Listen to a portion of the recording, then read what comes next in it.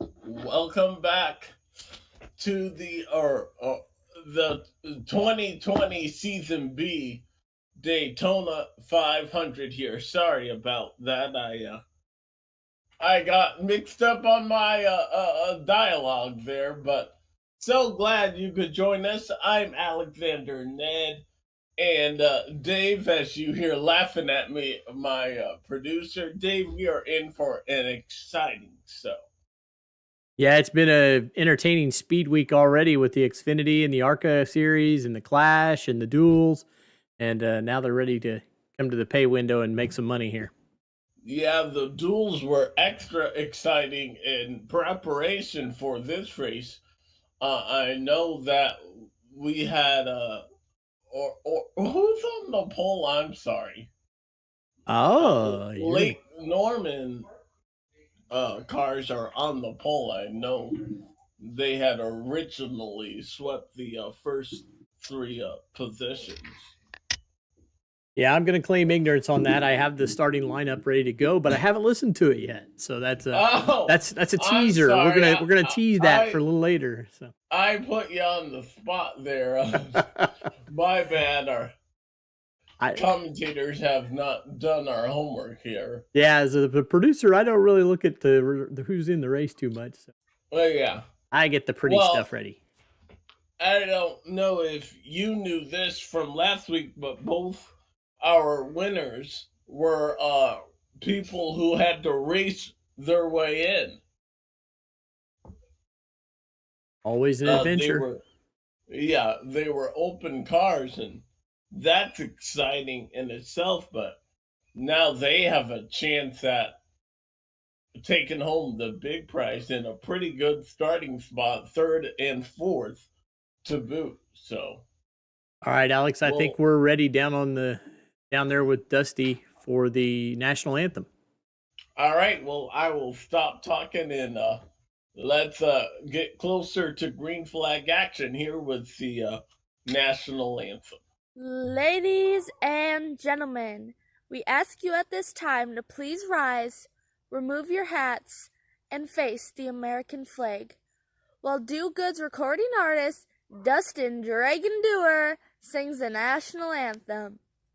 Oh, say, can you see by the dawn's early light what so proudly we hailed at the twilight's last gleaming, whose broad stripes and bright stars through the perilous fight o'er the ramparts we watched were so gallantly streaming, and the rocket's red glare, the bombs bursting in air, gave proof through the night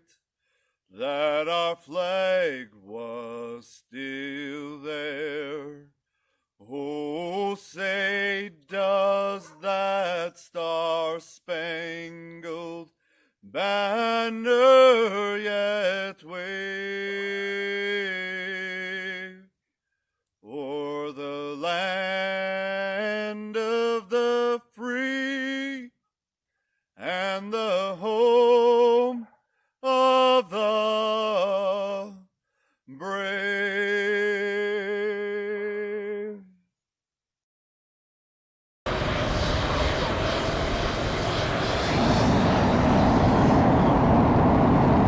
Great edition of the American Star Spangled Banner, and we're just moments away from getting this one under the green flag. We have a special video for this race there. Uh, I don't know. Dave, do you have it ready? Next up, we have our command to start the engines from Oh, Homeplace Brewing, Homeplace I'm Beer. sorry. I'm just all over the place. All right, let's turn it over to get them. the engines fired. Hey, what's up, everyone? This is John from Homeplace Brewing Company. Just wanted to reach out and say thank you guys so much for your partnership over the past few years and all the support. We're really excited about the season you guys are about to have. And just one last thing. Gentlemen, start your engines!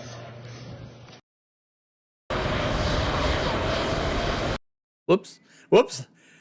Double flyover there. Double flyover. That's how big and important this race is here. Oh my goodness. There is nothing like Daytona. I don't know if you have ever been to Daytona there, Dave. But, no, I have not. Oh, you need to go. Everyone, a racing fan, and not just NASCAR, any type of racing, you need to go to the world center of racing. There is just something spectacular in the air. I was able to go to the 2019 Daytona 500, and it was one of the best experiences of my life. Now I believe we can turn it over to Michael Goodman to go through the starting lineup. Yeah, we've been teasing this video. Now we know. Now I know who's on the pole. It's Scott Crump. Yeah. Here we go. Take it away, Mike. And now, your starting lineup for the 2023B Homeplace Beer Company Daytona 500. On row number 1 on the inside, starting in the first position from West Point, Virginia, is Scott Crump. And to his outside, starting second from Jacksonville, Florida, it's Tyler Fody. In row number 2 now, starting on the inside in third position, from Jim Thorpe, Pennsylvania, is Vincent Isabella. Starting from the 4th spot on Vincent's outside, from Hopkinsville, Kentucky, Latham Joyner. In row number 3, starting 5th, from Urbana, Ohio, is Chris Wright. Starting his outside in the 6th position, from Milledgeville, Georgia, is Garrison Hogan. The inside of row number 4, starting in 7th from Speedway, Indiana, is Ryan Schuld. On his outside, starting in the 8th position from Nicholsville, Kentucky, is Matthew Weeks. Going to row number 5 now on the inside, starting in the 9th position from Medford, Wisconsin, is Michael Goodman. And his outside in the 10th position from Dorr, Michigan, it's Brent Jones. Going to row number 6 in the 11th spot from Florida is Gerald Campbell. And to his outside from Walpole, Massachusetts, it's Ryan Gavel. Going back to the 7th position now, starting 13th from Liberty, Ohio, is Kyle Hanshaw. And his outside in the 14th position from Bethlehem, Pennsylvania, is Chad Frankenfield. Going to row number 8 on the inside, starting 15th from Vancouver, Washington, it's Ethan Burrell. And to his outside, starting in the 16th position from Auburn, Alabama, is Joe McAdory. Row number 9 now in the 17th position starting on the inside line here. From Mineral Ridge, Ohio, is Johnny Thomas.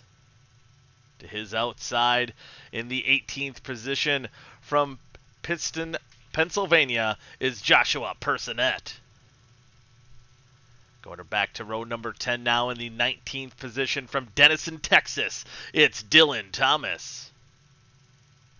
Starting his outside in the 20th position from Wilkes-Barre, Pennsylvania, it's Jesse Rasimus. On the inside of row number 11 in the 21st position from Wind Gap, Pennsylvania, is Ethan Stanley. To his outside, starting 22nd from Richmond, Virginia, Joshua Clark. Back to row number 12 now, starting in the 23rd position from Phoenix, Arizona, it's Mark Rabilis. To his outside from Fairfax, Virginia, starting that 24th position, it's Jonathan Cutlip.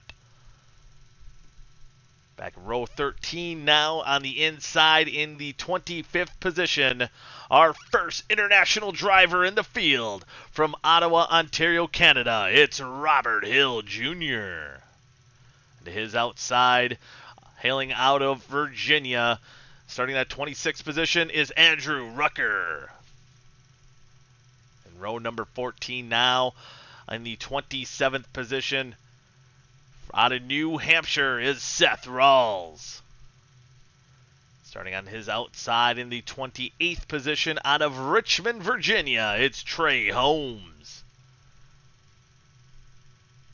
Row number 15 now in the 29th position, from New London, Minnesota, is Josh Robin. To his outside in the 30th position, from St. Thomas, Ontario, Canada, it's Justin Vandermaal.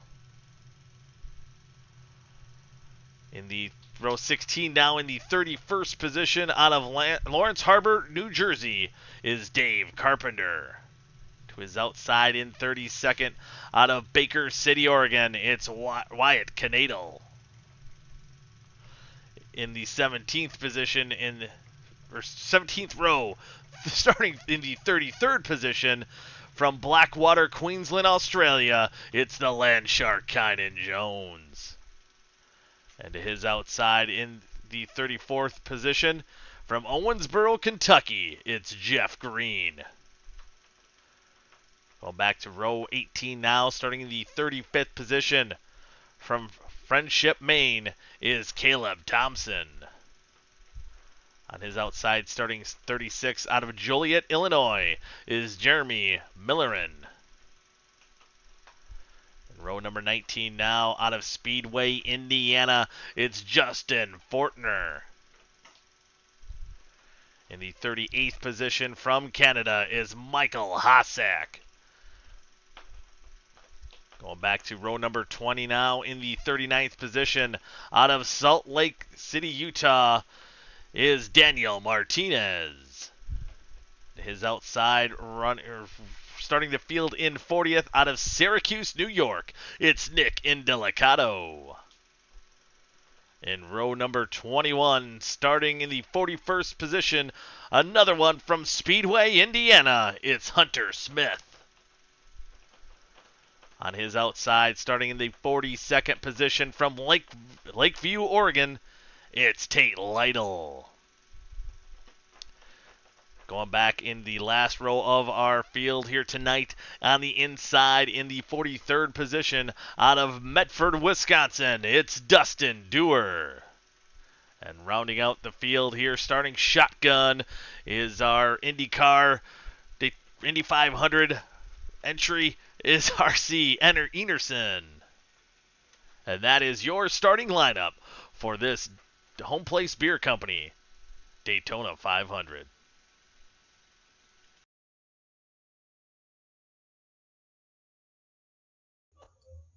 And we want to give a shout out to Cash James. He unfortunately did not make the recording. He'll be at the end of our 44 car field here tonight.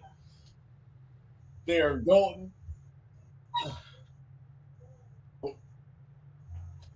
That is Dig in the background. If you hear me, Digger returns. Um, our two pace car drivers here tonight. That's a sweet looking ride. That's Mark Murphy in the pace car there. And he was putting down some pretty laps. He said he's got more speed than the cars in the race. So, will he be driving the pace car all night or just ceremonial here for the beginning? Then he'll be race control, and I believe he's going to join us up here in the booth as well. Oh, awesome! Always good to see. What you see on the pace car, what you don't see are the pace lights, which means we're half a lap away from getting this started. It says lap 3 at 200. I think it'll revert to 1, right? Everybody's a little confused, it sounds like, about that they have two pace cars. There's an iRacing pace car out on the course too that you don't see, so they're gonna have to get rid of that pace car, blow by the iRacing pace car, and figure it out, and then they'll come back to a real green. Always a little bit unusual when you try to add some realism to it. And it looks like this will not be the green flag lap because of that here, but gives us a chance to dissect this race. We have 3 stages. The stages are at 65, 130, and these people will have 8 sets of tires, but I don't think tires are gonna be the name of the game here. They can help, though, late in this race.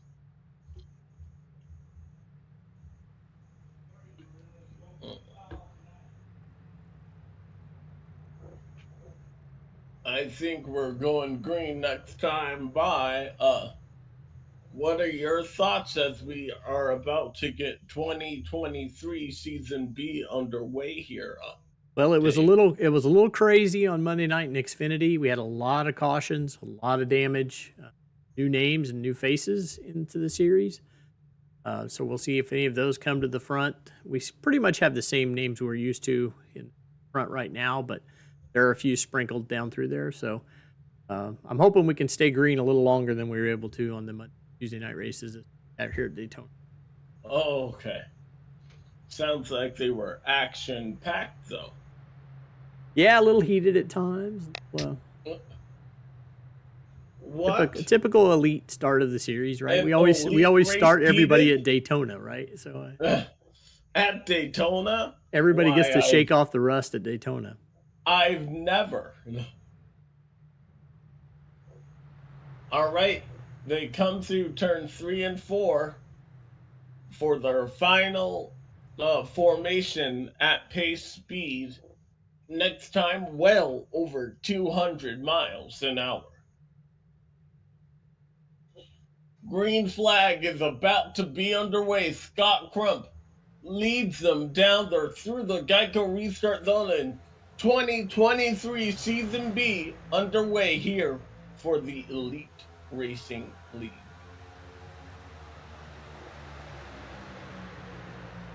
You see Scott Crump immediately pull up and try to get help from his partner, but he left that bottom unprotected, and here comes Vincent Isabella, who's gonna try and block him with help from Chris Wright in that 42 car.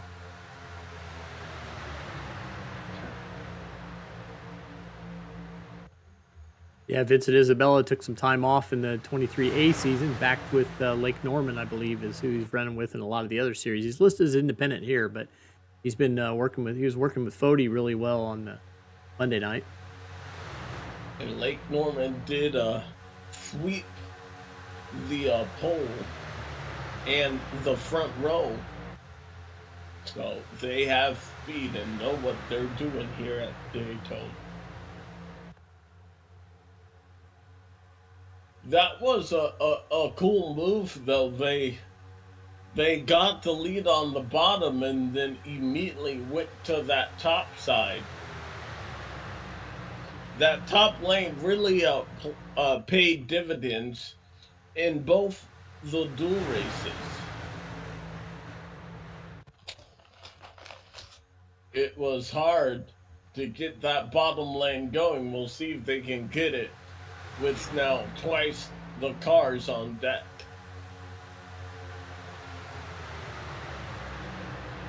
Single file quite a ways back now. Everybody just kind of settling in. And that's typical. That's kind of what you want to see, especially this early. You don't want to lose the race on lap 3. See Garrison Hogan leading that inside line. He was the victor of 2023 Season A, the Daytona 500, here last season. And they're starting to race a charge there in that inside line. They're up to, I believe that's fifth place. Yes. Apologize for some of the visual glitches tonight. I'm hearing from other people too that Trading Paint seems to be reloading itself quite frequently, so you might see the paints change back and forth several times through the race. Hopefully it calms itself down. Saw a little bit of a blink. I believe it was either the 01 or the 15 there.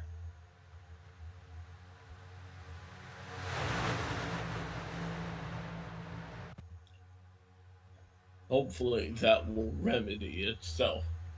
But Garrison Hogan still leading that charge on that inside line. As we ride on board, he's up to 7th place.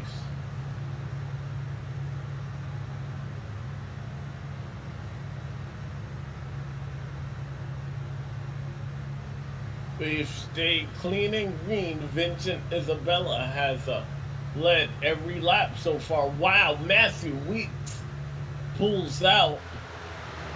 And we know that he's not afraid to go where they are not. Last year's champion there. Inside the top 5 for the first time tonight.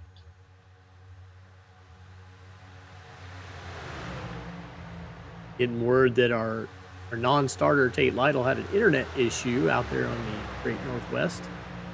Oh, that is unfortunate.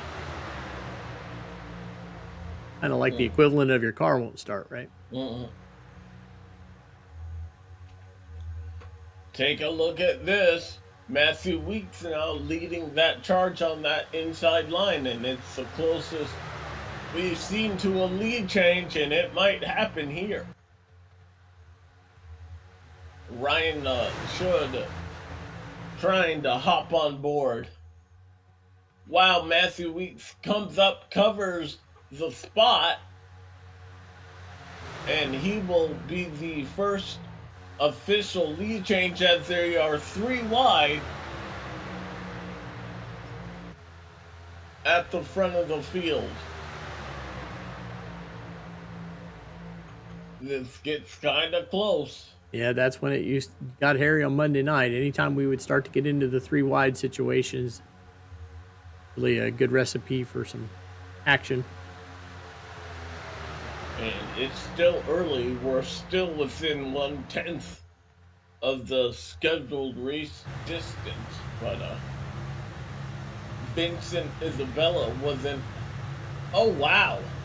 What happened to Garrison Hogan? Oh, he went and covered the spot right there. I thought he was on the bottom.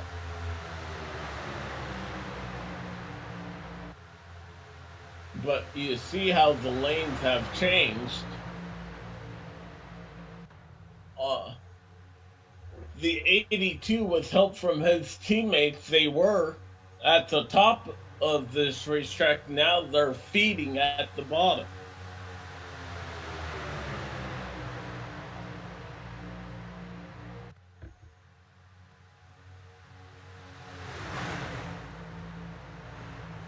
Scott Crump and Tyler Fody on the front row there to start this race, trying to get their teammate back to the point.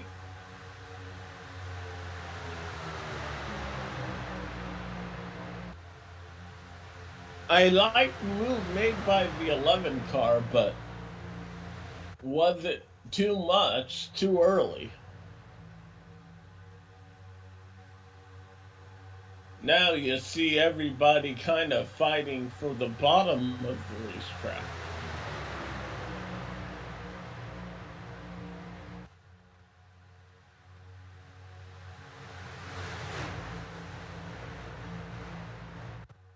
Outside line beginning to fade back. Yeah, they just don't have the numbers up high there.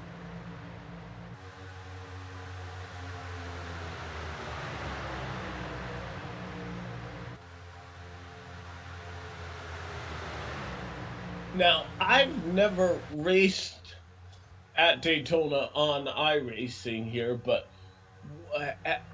my first question to you there, Dave, have you, and if so, what is it like deciding what lane to be in Oh as no, they I have come not. And across? actually, you missed that during the break between seasons, Alex. Yeah. Robert Hill convinced me to run an ARCA race. So I ran an ARCA race. It was not an embarrassment. I did finish the race. It was several laps down. I didn't cause any accidents. I did sideswipe Josh Adams once that got him a little. They were talking on the broadcast about whether or not I should park it, but I pointed out in the driver chat that I had watched a lot of their really crappy races and they could just shut up and let me run. But that was my one and only, my first and only ever iRacing race. So the fact that I survived the entire race wasn't bad. But I don't think I'm going to be doing that again anymore. What did you learn though? I learned a tremendous amount of respect for those guys for doing it. I mean, my arms were so sore at the end, and it was so nerve-wracking to be in the pack. I can't imagine running here at Daytona and getting to a situation 3 wide. I was okay while I was running by myself, and it was just when the pack would come up to pass me, what Robert, my coach, told me to do was get out of the way. So I got down below the yellow line, and they all blew by me like I was standing still. So. These guys are definitely to lose the draft. For me, going 30 miles an hour slower than everybody, yeah, it was. What I've noticed here is that we've had, if it's any indication from the Xfinity race, we had the pack break into a couple chunks a couple times because of accidents. And as long as you can get organized and get a group together, they were able to catch the pack back up. So they've been doing okay. They would have to be significantly behind before they would completely lose it and run it by themselves. But as long as they have 4 or 5 cars, they've been able to catch back to the pack. We see them, excuse me, already coming up on some lap traffic. It took 10 or 11 laps there. I believe that's the 18 of Joshua person that going a lap down. We do have the 6-lap rule tonight, so if you get 6 laps behind, you'll park at a super speedway. Not a good start there, but maybe a break for an early caution. He seems to be the first car 1 lap down.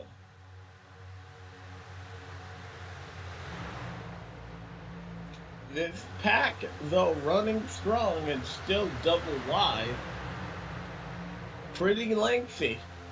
We'll step aside, but you won't miss a thing. We'll take a quick break and then we'll be right back for all the action here at Daytona.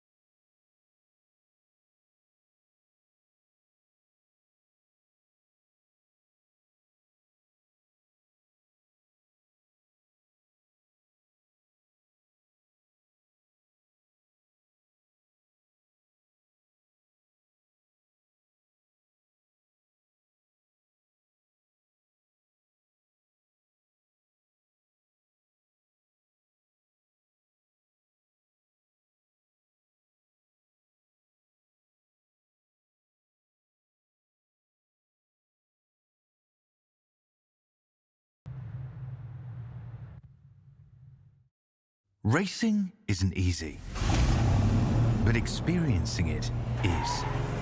iRacing puts you in the driver's seat with the industry's leading sim racing game. Drive on laser scan replicas of the greatest racing circuits from around the world. Go head-to-head against other drivers chosen by skill-based matchmaking to ensure competitive racing at every level. Compete across all your favorite series. In officially licensed cars, engineered to deliver the most accurate driving experience possible.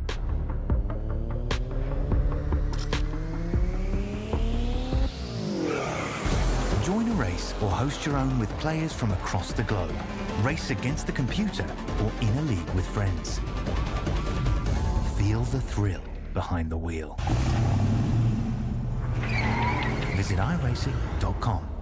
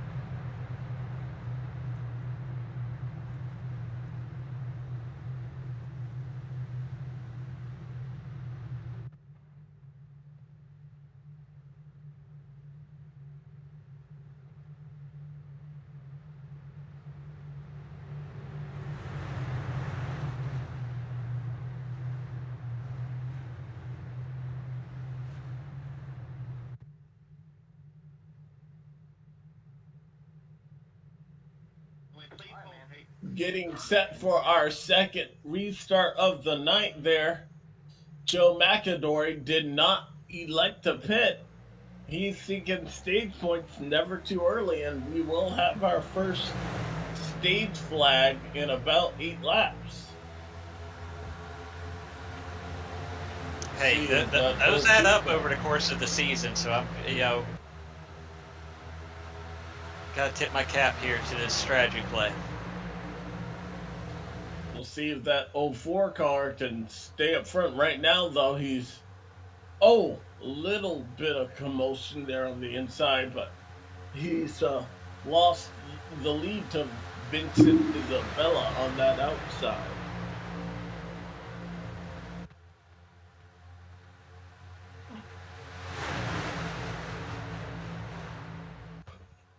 Fun fact about Joe McAdory there in the leading the bottom lane right now. I told that story about running out of fuel to get the open spot back in 2020B. Lo and behold, I went through all that effort, and then something came up the day of the 500. I couldn't even race, and Joe was my alternate. He took my spot in the field that year. Right place, right time.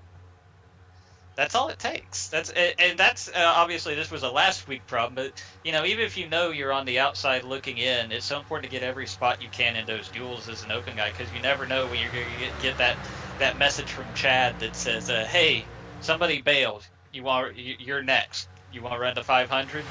So.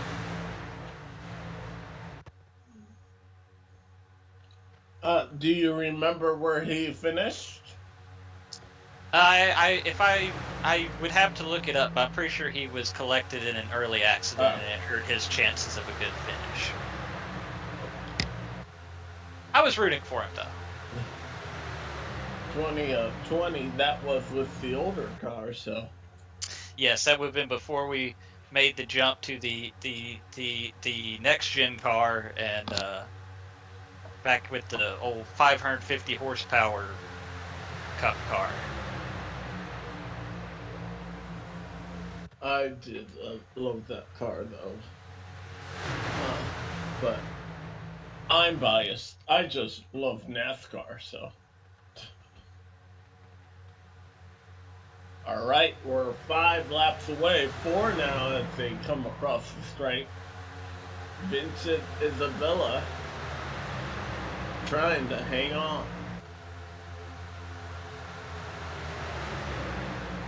There's some cars diving low.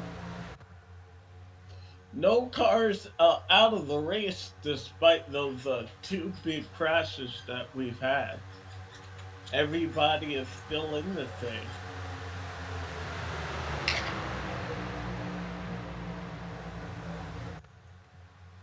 I think we may have lost So I Trey just looked Holmes. it up. I was wrong. Joe finished 19th that day. Okay, not bad. Oh, Top that- 20. Oh, Yeah, I believe that's is that Seth Rawls there that got a little bit squirrely. Obviously got straightened out, but it looks like they're really trying to push hard to make that bottom line work, and it's just not really getting Caution. forward. caution is out. And I believe this will take us to the stage break. So Vincent Isabella will win stage 1 here. Let's see Ryan Sold slow coming through the start finish line out of turn 4.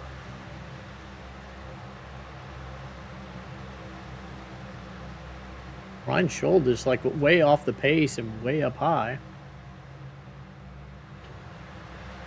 If he gets... I don't think that's Yep. it. Oh, here we go. There you go. They all caught up to him. Oh, no. Ethan Burrell has nowhere to go, and Chad Frankenfield is 3 for 3. What happened there? I think it's just at going this to point, park you're in not front even of him. going to see it coming. Yeah. It's Yeah. Oh, that's brutal. Yeah. He had. There's no way, unless there was. idea. Take a look at that again.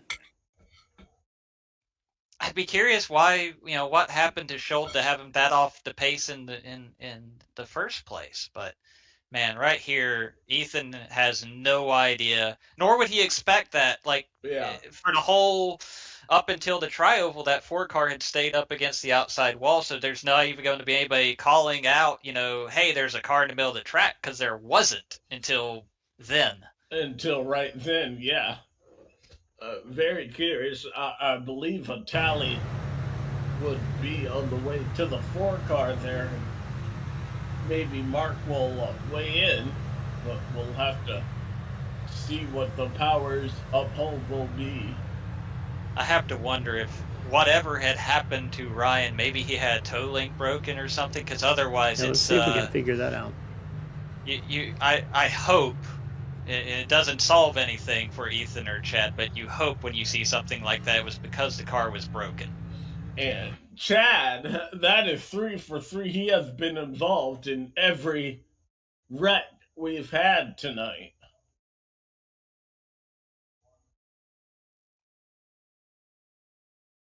So he's up here in the pack. Latham Joyner brings it forward. Let's run this real time.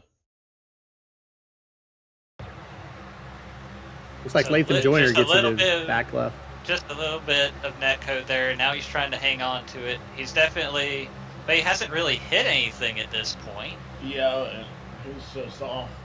Nobody's yelling car high on the radio either. And he just becomes a post. He just drives right in the line of traffic there. That's so bizarre. It's almost, I have no idea. It's almost behaving like he was, was he out of fuel? Why would he be? There's no way he was out of fuel. We just had a caution. I'm just trying to figure out what could possibly have happened to cause this. That 15 car has seen everything here tonight. It's only lap 64.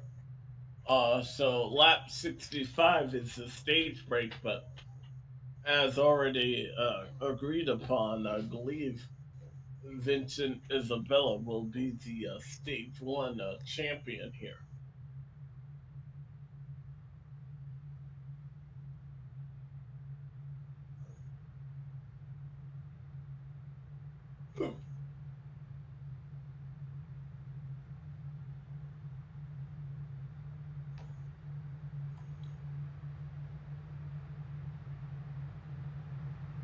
Davis take us through the top 10, showing us who got the stage points here as we wrap up the stage.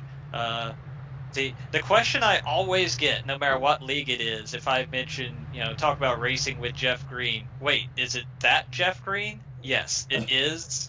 2000 Busch Series champion Jeff Green in that 38 car that finished 7th in the stage.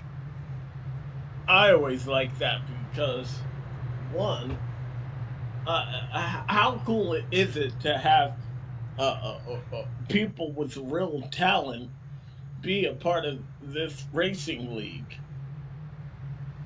The funny thing is, not only is it really cool to be able to tell people, oh yeah, I raced with Jeff Green, or I raced with R.C. Enerson, but for the most part, those guys are some of the nicest and the most respectful, because they know what it's like to race these things in real life and treat it with that level of discipline and professionalism for the most part. Certainly there's, we're all susceptible of, getting hot under the collar. Jeff can get heated just like I can get heated or whatever.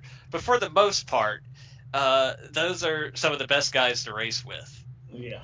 I always picture Jeff having his rig set up in some old car he had. So he goes out in the garage and actually climbs into his car, and he just runs it with the triple monitors inside there. I think of Jeff Green. I just remember that hellacious accident he had to begin the 2000, at the time, Busch Series season. He was side over side at the front stretch here at Daytona, was able to turn his whole season around and win the championship that year. But not only does that man know how to drive, he knows how to wreck, and wreck hard he did back in 2000. Well, he's very good at the super speedways here on iRacing as we're about to get back underway, so we'll definitely be keeping an eye on him. Green flag and stage 1 complete. Congratulations to Vincent Isabella, winner of the first green and white checkered flag for 2023 Season B.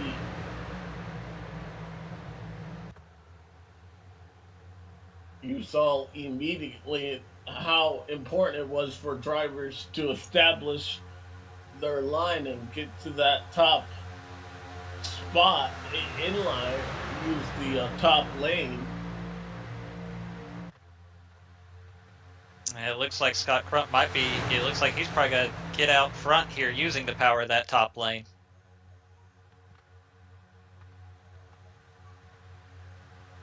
Chris Wright, after having survived his off-track excursion during our first caution, right there pushing on Crump, trying to get him out front in that outside line. I talked to Chris earlier before the race, jokingly. He said he won't be the cause of the big one. He said, no, but caution. It must have happened at the back of the pack.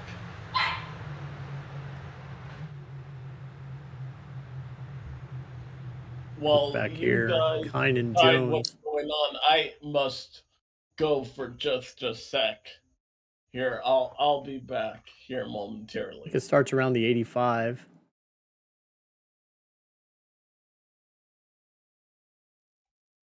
We'll see what we can find out. Whoa! The Mark Whoa! Oh, what? What? Oh, yeah, that's a different one. Huh? I don't even have words for that. Like, that's... I guess that's netcode? Look how much netcode that is. That's 2.5 cars. That's weird. I've never seen it. Can you lose a tire like that? No, not like that. No. The only thing I can figure is right here you see him blink out. So I almost wonder if he was already unstable. Right. And on Mark's screen, the 85 just never turned. And that's the only thing I can figure. How unfortunate Look is who he's in that? front of again. And of course, poor Ethan and Chad, they just want to get through this race at this point, right? And then Mark Reblos gets, the snipers take him out right in front of him. Well, I will say this. I Ethan's know since we started setting up for this race tonight, iRacing and everything in general has been working a little weird. So I don't think the entire world of iRacing is totally healthy tonight. But we got what we got. Everybody's infected, what, the same? Exactly. At this point, it's unfortunate. You might say a thing or two in the voice chat, venting with your fellow racers here. It's obviously not their fault. None of them can fix it. But it's like you say, we're all in the boat now. We can't, stop the race and wait for the internet to magically get better. We're going to make some memories. Just got to get through it. Work together. The best you can do is plead with your fellow driver, hey, we know we're dealing with this. Try to leave a little bit of extra space.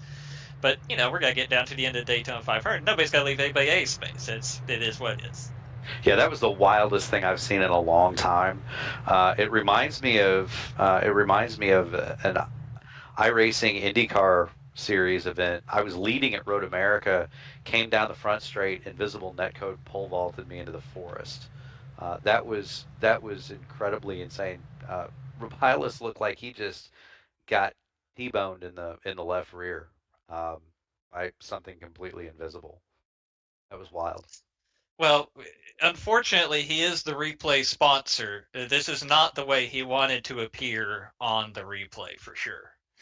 Yeah, and these guys are in here talking about how the server is getting soft and stuff, and that happens sometimes too. So it's part of it, It's just like a wind change or something in real life. It's something that you have to deal with as a sim racer.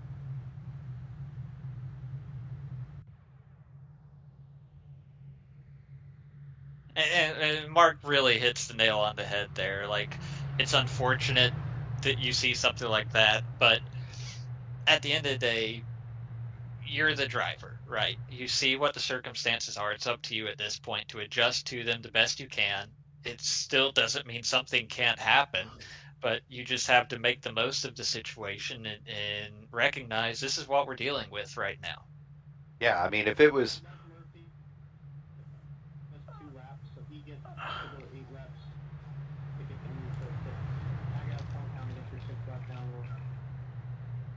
And I think you kind of heard some of that on the air. So, yeah, the 2 laps that Mark Ravelis has lagged out won't count to be 6 laps down. He can go 8 laps down before he gets booted.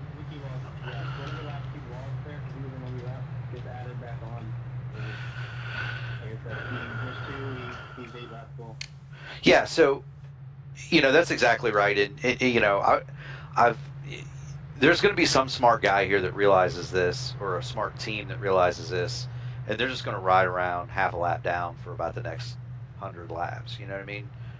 Trying to stay out of the way.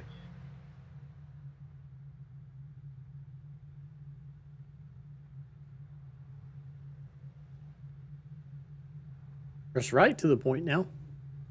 Chris Wright. And so we are doubled up here. Looks like we're getting ready to go back green. Scott Crump and Chris Wright on the front row. Going to be interesting to see as we down to 130 laps to go, 70 laps complete here in the Elite Daytona 500 to see what happens on this restart here. We saw the outside line again seem to be the right place to be. If that's the case, you've got a Jeff Green, Jesse Racimas up there. Those are the guys that are going to try to make some moves back towards the front here.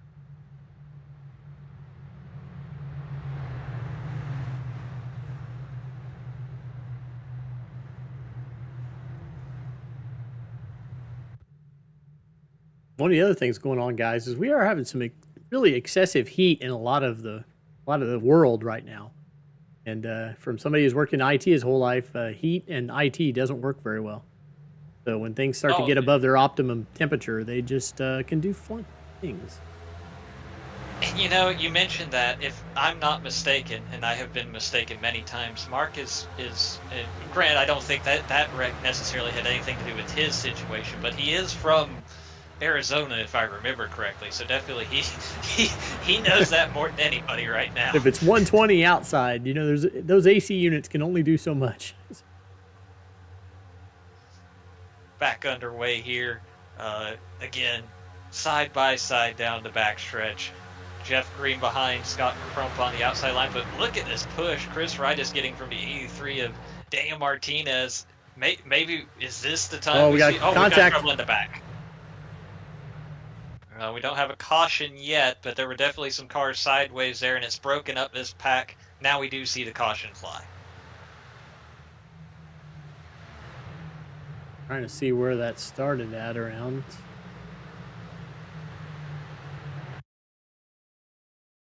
A little farther back there. Is that 54? 54? Yep.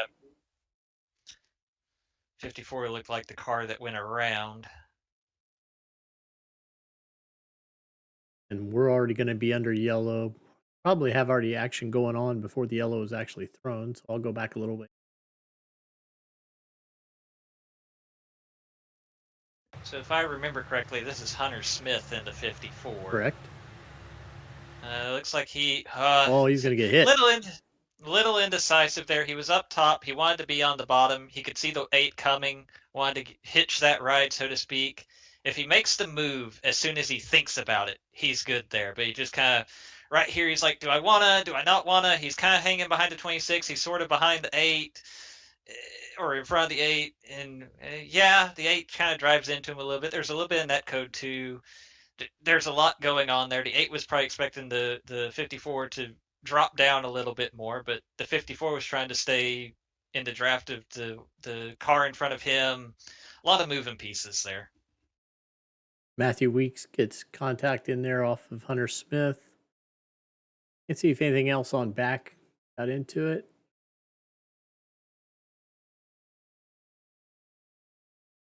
I think everybody else got checked up. I don't see anybody else involved back behind.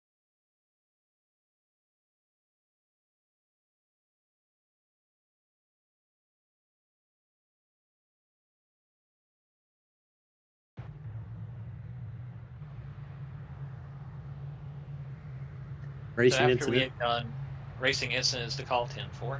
So after we had gone so clean for those first almost 40 laps, now we have a little bit of yellow fever here in the Daytona 500.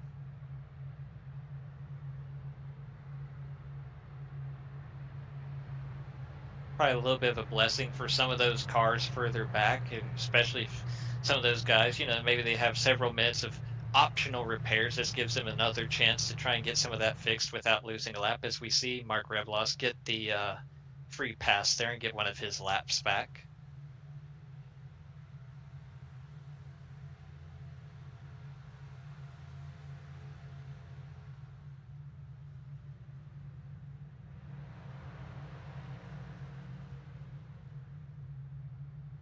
While the pace car lights are still on, we'll step away and we'll be back.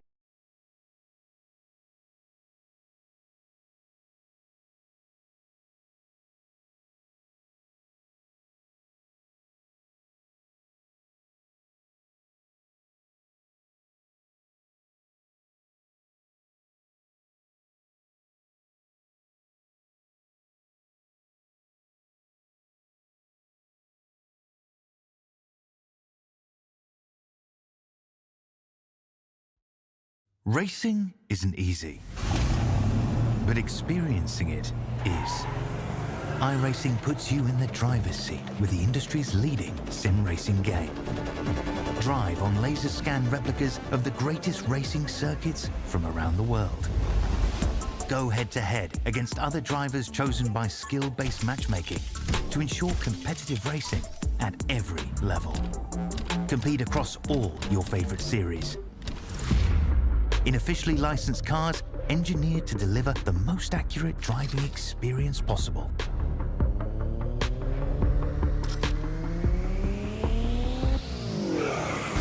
Join a race or host your own with players from across the globe. Race against the computer or in a league with friends. Feel the thrill behind the wheel. Visit iRacing.com.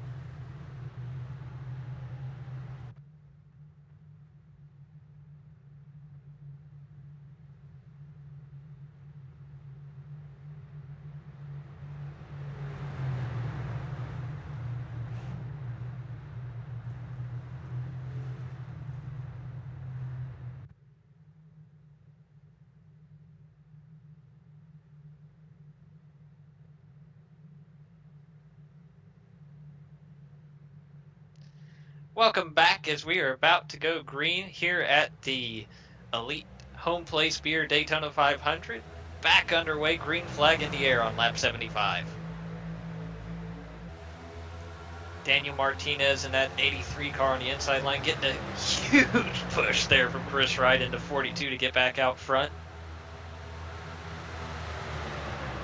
Looked like Jeff Green there in the white and red 38 got a little out of shape during his second car on that outside line, but they get all straightened out. I think Chris is wanting this bottom line to do well for a while. You can definitely tell he is giving everything he can to that 83 right now to try and get it out front.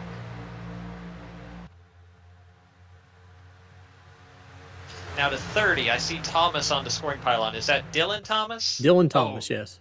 They got a few cars out of line there. It looked like Ryan Gavel may have been all the way on the apron there, but to get it straightened out again, definitely a lot of slipping and sliding and dicing as we get this race back underway here.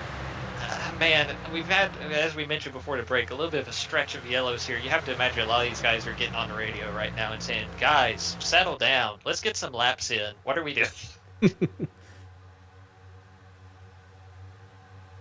Yeah, not even halfway. Calm down. Right, it's a long race. You know, obviously everybody wants every position they can get, all the track position they can get, but you kind of would like to see this settle into a rhythm again, as now we see Scott Crump leading that bottom lane. Martinez and Wright and Dylan Thomas were able to get up to the top there while we were looking at some of the other action. And man, after the top being so dominant for so long, now we're seeing Scott Crump and Tyler Fody hooked up on the bottom there, and they're making a move to the front. Justin Fortner in the 26 behind them. Ryan Gavel in the 01, and they might take the lead here coming off of turn 2. Oh, really out of shape there with Scott Crump, but the push stayed there. He's right right there with Martinez in the 83. Gavel takes it 3 wide, puts Justin Fortner in the middle. And there is nobody there to help him. I doubt too many people are eager to jump middle 3 right now, so unless he finds a hole to slide in, he's about to go all the way to the back of this pack, and it's just the most helpless feeling. Right now you're just hoping you can either find a hole or somewhere safe. Right here, if he can get down to the bottom, and he does, so he is breathing a huge sigh of relief right now. Maybe 22 there with Garrison Hogan was giving him, called it out. Hey, get yeah, down, exactly. Get down. He was a benefit of just get out of there. We don't need you. We don't need you in the middle right now. Right. There are definitely times if you can afford to give a guy a gap on lap 78, you'd rather do that than stick him 3 wide and risk what might happen there. Gives you a chip. Maybe you can cash in later too. Oh, for sure. It try always to. Helps. It always helps to have more friends than enemies at these tracks. I you know, because what you don't want is to get to the end of the race and all the people you cut off or hung out to dry decide, I don't care who wins this race, but you're not.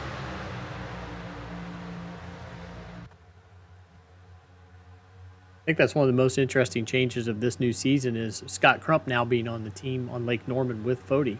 A lot of times those two are not friends on the track and can get into it a lot, and now they're teammates.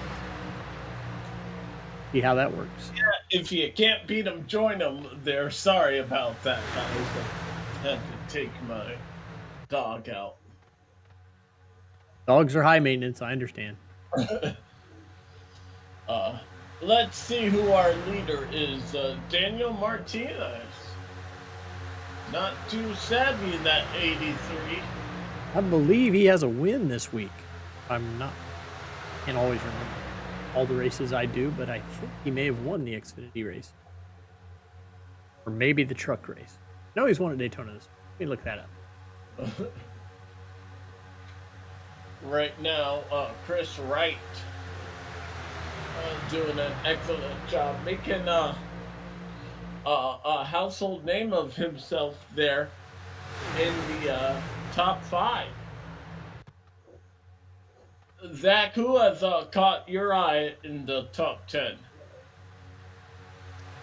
Right now, you have to give a nod to Chris Wright. Obviously, we've mentioned his evasive maneuver in that first caution. Right now, he was pretty responsible while you were away, Alex. He gave some huge pushes to Martinez to get him out front. Now he's helping him stay there on that outside line. A name kind of new to the top 5, I believe, at this point in the race. You see it in the 5th car on that outside line, the black and yellow 32 of Dustin Dewar. Has worked his way up into the thick of things. I'm sure him and Jeff Green, if I'm not mistaken, they're probably teammates. I'm assuming that's still a do-good partnership there, but I know what they say about assuming. Undoubtedly, they're working together. And doing well inside the top 10. Gavel duel as well as Green and Cutler. Nice to see him return. I know he was involved in, I believe, the second caution of the night. He's doing a good job there so far. Once again, Scott Crump, Tyler Fody trying to make that inside lane work and get a run up to the front. Ryan Gavel in the 01 working with him along with John. I believe that is Jonathan Cutlip there in the 4th car on the bottom, that red and white 5 car. We have somebody in the waiting room. I wonder if they want to. We brought him up, but then he didn't talk, so we put him back in the waiting room. And we think he's eating the cookies. How many cars do we still have on the lead lap? A little bit of contact there. I believe that was Isabella and Joyner there that got together a little bit. 39. We got 39 cars on lead lap. Did we ever determine what happened with the 99? Because that is the most bizarre thing I think I've ever seen on iRacing. I think we're blaming paranormal activity. Yeah, okay. That's what we can That come up with. makes sense. We got as much proof on that as we do anything else, so we went with it. That happened in the 2017 Daytona 500 with Kyle Busch taking out Dale Earnhardt Jr. there. I remember his car just turned dead in the center of the corner right there, and they were coming up on a green flag pit stop that took out Dale Jr., who was leading at the time.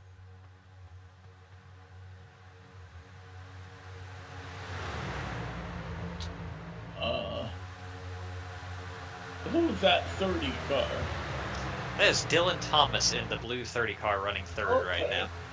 Haven't talked much about him there all night, and he's having a good run.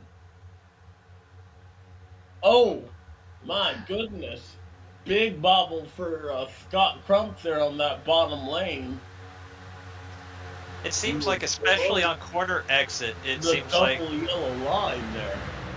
yeah, it seems like we're seeing a lot of guys where you want to get that push as soon as the wheel is straight, obviously, when you get off the corners. And it seems like there's just a little bit, every once in a while, if you do it just a little too early, the wheel's not straight, the car is really light coming off the corner, and you're seeing a lot of that slipping and sliding, especially on the bottom lane. So far, it hasn't led to anything worse than that, but we've definitely seen that a few times Definitely tonight. some moments that will hold your breath there inside the race car. And as a teammate, because as you had mentioned, Tyler Foley and Scott Crump, their teammates this season, you don't want to do that to your teammate. He's the last guy you want to turn.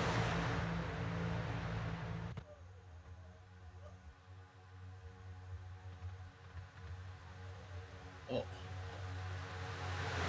Excuse me once again, guys. I'm sorry. My dog is just being... Paranormal activity. Messing with your dog, too. I will be right back. Now we're seeing that bottom lane start to work its way forward again. We'll see if it can crack into that top three or if this is just all it has at the moment. It looks like Josh Robin has dropped down there in that red 8 car, about 5th car in line. Oh, it's got a pretty good head of steam right now. Scott Crump's got to get, I mean, he's there now. We're side by side for the lead. Oh, there was a car that blinked. I believe that was Dewar. It looks like it was Dewar in the outside line that blinked out, but he's back with us. That's also something. I mean, it's always a little unnerving, but especially here when everybody's bunched up and you're trying to draft and stay as close to the guy in front of you as you can, and then he just kind of disappears for a second. It keeps you on your toes. We'll say that. The Lake Norman boys down on the bottom there. Yeah, that new partnership you keep talking about, it's starting to show a little bit of fruit here, and I think, nope, Martinez is still out in front, but they're hanging tough on the bottom. 11 laps to go until halfway here. Oh, saw him just nip the bottom of the racetrack right there. The race car never likes the apron. I don't care what car it is. I don't care almost any track, especially Daytona. The car does not like the apron. And you see just a little bit that momentum was that whole inside lane. I'm impressed with that 37 car. I'm glad to see he's still in the thick of things. Not the day that Ethan Burrell wanted, but he's still on the lead lap and could still be hanging around with a chance to win. Hear a little chirping from Chad Frankenfield. He's back on the lead lap, and now he's wanting to get farther. Can't get any help to help him get up there. We should take a look at Gerald Campbell and his Barbie mobile. I had the privilege of watching that movie.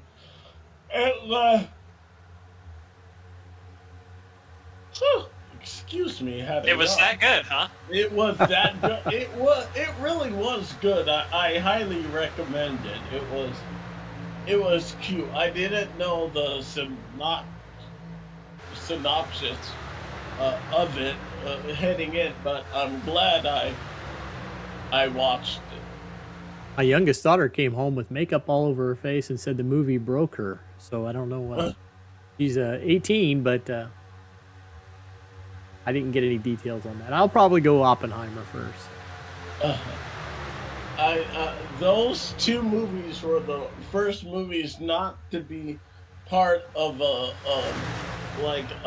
sequel or a prequel like Marvel or anything to break over the $100 million mark on opening nights. I think the last movie I saw in theaters was Ford versus Ferrari, so I am swimming in very deep shark-infested waters here and have no idea how to react. Are you going to go see Gran Turismo in the theaters? I might, yeah. The preview looked pretty good, so. But I will say Barbie was my first movie of this year. Race Control says that instead of all that mess, I'm going to stay at home and watch Casino, Goodfellas, and The Godfather. Casino's a little long. I can't. If it's on, I won't necessarily tune into it. I love the movie, but I won't turn it in because it's so long. Goodfellas, I'll always turn. It is it's my favorite movie is Casino. And I'm kind of a gangster movie connoisseur, but that's the best one. Okay. Now, what was the third one? The Irishman? Kind of the same lines? That was long. Yeah, too. and it's all the same actors, too, right? Yeah. So it's all Robert De Niro and Joe Pesci and Ray Liotta that are in all of them. What makes Casino so much better and Goodfellas so much better, in my opinion, than The Godfather is that The Godfather is a fictional story, but Casino and Goodfellas are more or less based in fact. And if you really like organized crime, you just turn on the news lately. Works out okay.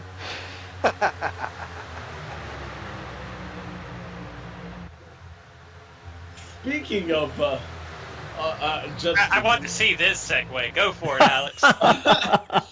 Of news, did you guys hear about that person that was not kidnapped who claimed she was? I cannot say I did. I just saw a little bit about it. Yeah, it's wild. I just saw something that made me laugh, a meme of it. But yeah, it was this black girl who claimed she was kidnapped. She was not kidnapped. She was just on a very boring date. She made it all up. I'm like, what? Why? Like, what is the point?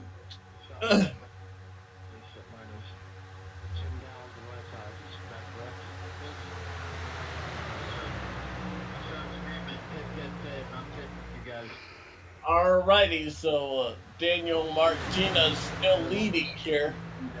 We're 30 laps away from the end of stage 2, but when did we last go green?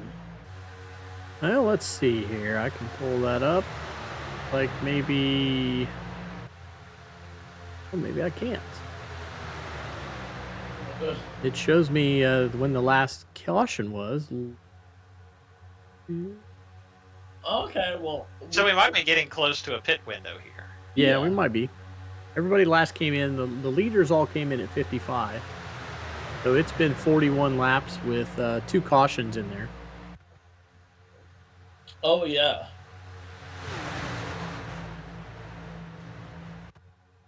I would definitely say a green flag pit stop. And I did hear that the owner of the pace car got the pace car off of the pit lane, so it's no longer in Chris Wright's pit box.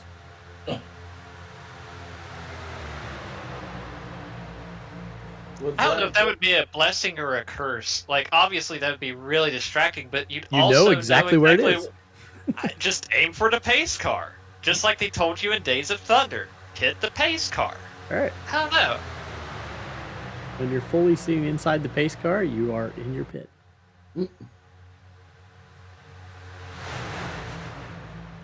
To be fair, I didn't realize it was going to remain on pit lane like that, or I wouldn't have left it there. So that's probably my fault a little bit. But no, we're getting ready to see some green flag pit stops. I think there's going to be some strategy played here to try to get some stage points from some different teams. A lot of radio chatter about pitting, not pitting, so on. So should be. This is interesting here because what do you decide to do if tires really aren't that much of an issue? Do you even elect to take tires here? Well, so, and Zach he's a lot more current with these cars than I am, but the apron here can be very treacherous on old tires, especially. They get hot. When they're hot, they pick up all the marbles, and it can turn into a skating rink down there. So I personally would always take 4 when I came to a track that had apron like that. Here it's a problem. Indianapolis maybe not so much, right? Some short tracks, but here the apron seems to get really dirty and slick. So it'd be something to watch out for too. You get guys coming in and taking 2, they might not be able to get off pit road. Right, I imagine most of these guys, they've done the math and figured out, especially depending on how long it takes to get a full tank of fuel, the difference between, 4 tires or 2 tires may be non-existent, in which case, why not go ahead and take the 4, take the insurance policy. If it's a 1 or 2 second difference, then maybe you're gonna see guys take 2 tires and try to get out in front. But like Mark said, it can be tricky. Yeah, I mean, I think you're gonna see some people short fill even to take advantage of that. You know what I mean? I think you're gonna see some people, maybe take half a tank or 2/3 of a tank, knowing what the windows are and how far they can go to try to jump some track position. They're all lining up at the bottom here, so I believe we're about to get the answer to our problem pretty soon. And this is going to be... Go ahead. You can talk to about that. What is the radio communication like about trying to get on pit road during a green flag pit stop? It's funny because as you see, the leaders did just drop to the bottom, so I would imagine we're about to see those 3 cars pit. A lot of times, different people have different approaches, right? A lot of guys would try to wait until the last possible minute to let the pack know they're pitting because they don't want to tip their hand from a strategy standpoint. But what I was going to say is, with how long Daniel Martinez has been leading this pack under this run, he's got to be one of the first to need fuel because he hasn't benefited from the draft the way a lot of these guys have. So, sure enough, here we go. Not going to pit this time, but they got down to the bottom. Again, that's just one of those things that, some guys are more willing to tip their hat, out of turn to, okay, we're pitting this time, and even sometimes you have no choice. If you're not around teammates, you might have to get in the voice chat and be like, hey, Jonathan or Dylan or whoever, when are you pitting? Because I have this many laps of fuel left, and just try to make something work.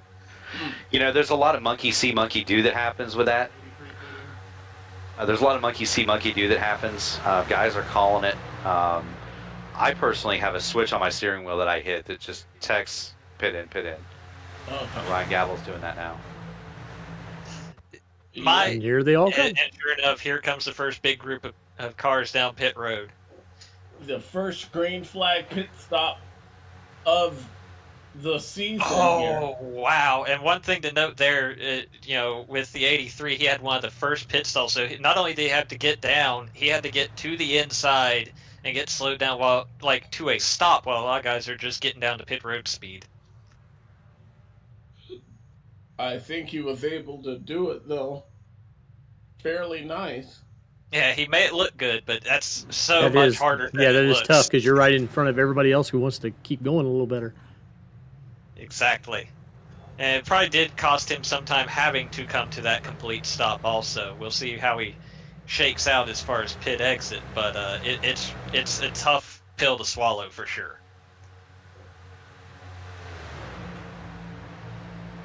That pack of cars, I would say about 10, looks like they got off in a way, no harm, no foul. The new leader, Jesse Rasmus, in the 70, pushed by the 16, who I believe is a new racer in this league, Miller.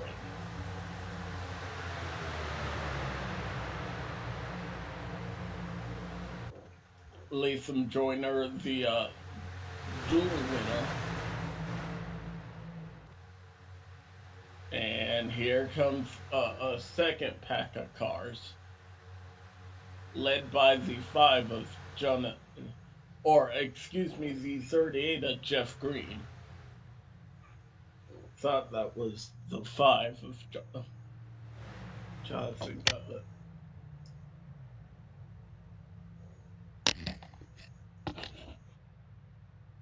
We are past halfway, so this race is official. In case it rains. In case it rains. You know, you get that a lot in Florida, but I think we're safe here in iRacing for now, at least. I feel like people have been teasing rain on iRacing for years at this point, but we're not there yet. So, like, you think netcode's bad in dry days? Wait till we put rain in the picture. I still think one of the craziest things I've ever witnessed was last year's Coke Zero Sugar 400, when basically the entire field wrecked because of rain, except for the 3 car. That was insane. Speaking of 3, the L3 leads Latham Joyner. See them pick their way around, and he'll stay on the track. We've got about 20 cars that haven't pitted yet, all the way back to Kyle Hansch. it looked like Cutlet pitted there, but I'm not sure how many people went with him. He might be in a little bit of trouble. Looks like here. he went by himself, yeah. That's no fun. That's no fun. You're hoping when you finish this pit stop, you're gonna find somebody out of one of these groups that's already pitted to hook up with, or you're gonna be in a heap of trouble. And why is that? Why is pitting by yourself such a disadvantage at tracks like Daytona and Talladega? As soon as you exit pit road, obviously you're not full speed, but any time you spend without being able to draft with somebody is time you're losing on everybody who is drafting. And especially if he gets up to full song and he's all by himself, I mean, he's going to lose probably, close to a second, if not more, a lap. There's the lead he finds pack. somebody to hook up with. Those are the people he wants to be with. Yeah, he wants to be with that group. And they're gone. So now you're hoping at this point, is there another pack I can join behind me? Looking at the scoring pylon, I'd say there's probably Here another comes pack another that will pack. get right. And so he's hoping he can at least get enough speed that he can tag on to maybe the tail of this pack, or they'll line up behind. Oh, they're not going to line up behind him with that speed difference, but maybe he can join in with them, perhaps behind that 5th car in line. Or no, he might actually be able to get behind David Carpenter here. No, Seth Rawls isn't down with that. He's got to really try to hang on to the back of Racimus there. Gotta try to grab on to Racimus there. If not, then you're kind of it's just gotta be him and Seth Rawls. It looks like I believe was that car behind them. Nope, that is not Seth Rawls. That is the 16 Jeremy car. Millerin.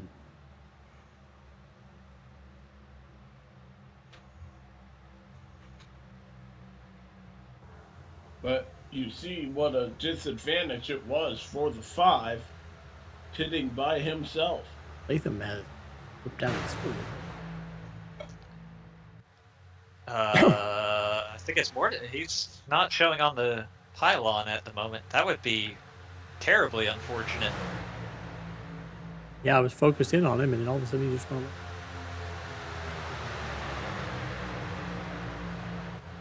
Yeah, he was leading. A huge problem for our leader, yes. It's now Johnny Thomas is shown out front. Obviously, these guys have not pitted yet, but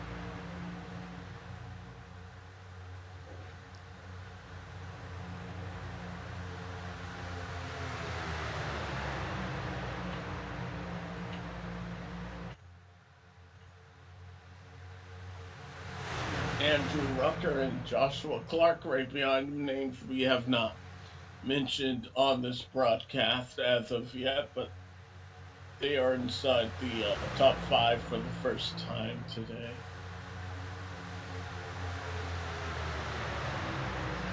this is the this situation for these guys right here. It's tricky because there's a benefit to going as far as you can. It opens up. Can you stretch this long enough to spare yourself a fuel stop down the road, perhaps? If you can, that's great. The downside, of course, is some of these guys who have pitted, if they didn't lose a lap, so if you get a caution here, you're going to restart behind all of these people who have already pitted because you're not going to have a choice. You're going to have to pit for fuel under that caution. So it's you're walking on the razor's edge if you're one of these guys. And personally, I loved running it long. I love taking that chance, but it is a risk. Listening in on the driver chat, it's interesting. This group of 18 guys, even within this group of 18, they're all over the place on when they can get to. Some of them are Ethan Burrell, 113, Robert Hill, 113. They're wanting to try to get Johnny Thomas to make it to 117, but he's not sure if he can get that far. And you don't want to run out of gas at a place like this, especially leading. Yeah, in the Xfinity race, we had Dusty Durer came in and was running it close enough that he missed his pits, and then he didn't have enough fuel to get back around. Ended his night. Oof. What is the fuel like inside the race cars there, Zach? Do you know when you're going to run out? So in the sim, you do have a fuel gauge, which is a benefit the drivers don't have in real life when it comes to specifically the NASCAR vehicles. You have a gauge that tells you down to the 10th of a gallon how much fuel you have, and it also has a calculator which estimates in terms of laps how much further you can go before you will need to pit. Obviously, it is an estimate. Those numbers fluctuate depending on, especially a place like Daytona, how much are you into draft, how much are you not into draft, how much time are you spending under caution. So you don't want to get married to that number too much, but it's usually pretty close. Okay. Well, and I get away for what Johnny Thomas was hoping for, which you said 117. Right. So they're probably looking at their fuel box, their info box, and they're seeing, right now, they might have 4 laps of fuel or whatever. That's what they're basing that projection on.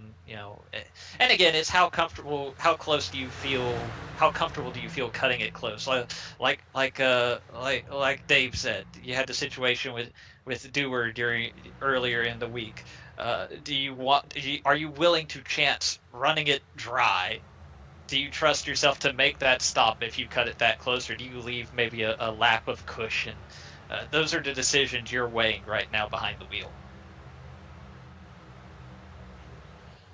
Did we ever get the story on the 03 car, or is he done? Yeah, he had he lagged out and lost connection. He's come back, and they've given him 5 extra laps on the 6-lap rule, but he's obviously way down.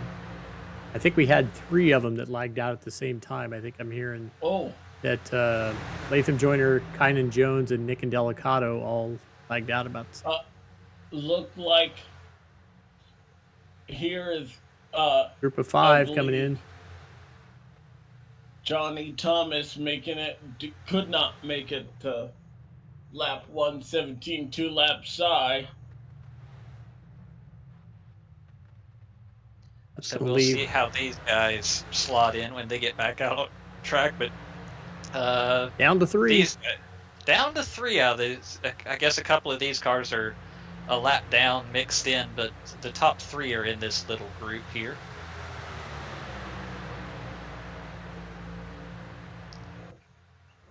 I still think Gerald Campbell has the best paint scheme of the night, as he's about to put that Barbie Chevrolet on pit road.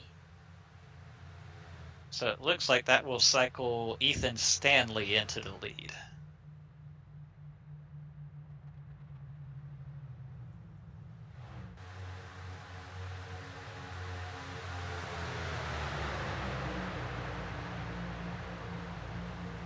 And we were wondering how much that pit stall might have hurt Daniel Martinez, well, there he is in third, so not at all. He did great handling that situation.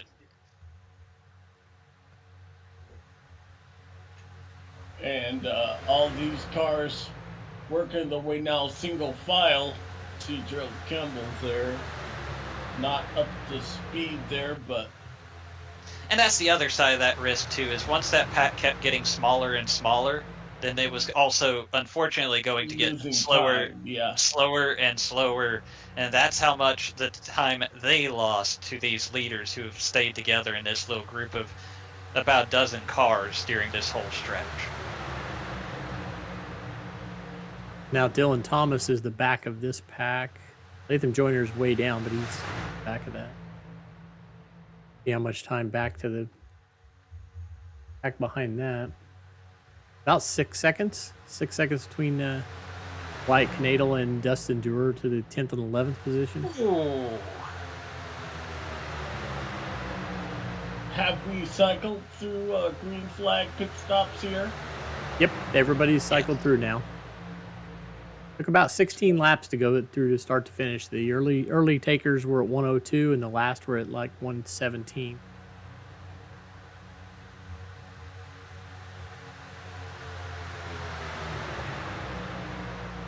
Nice to see the entire pack not have any issue, and our lead pack is down to, I believe, 12 cars?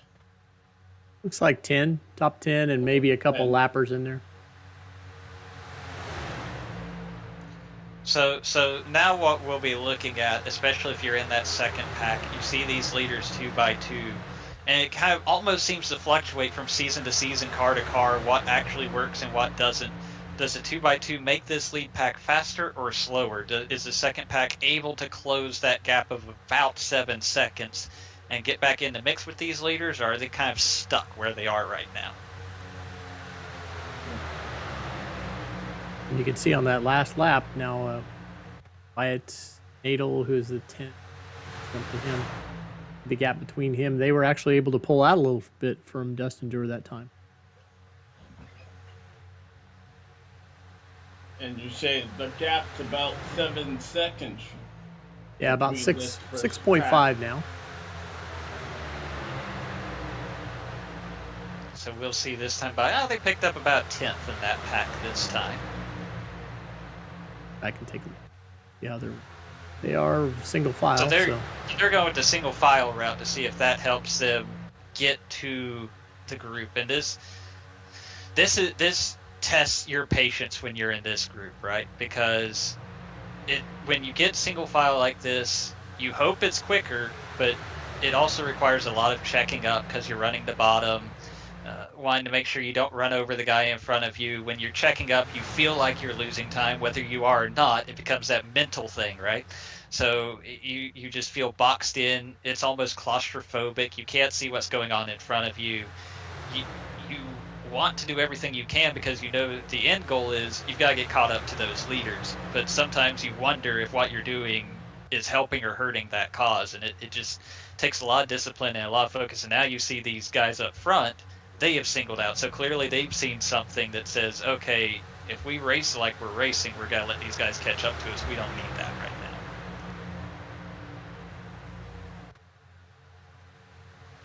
now. Latham Joyner, who we already have mentioned, lag. And there's just 3 teams in that top 10. There's Lake Norman with 5 of them. There's Mountain Man with 3, and 2 fueled up. So. And that's inside the top 10, you said? Yep.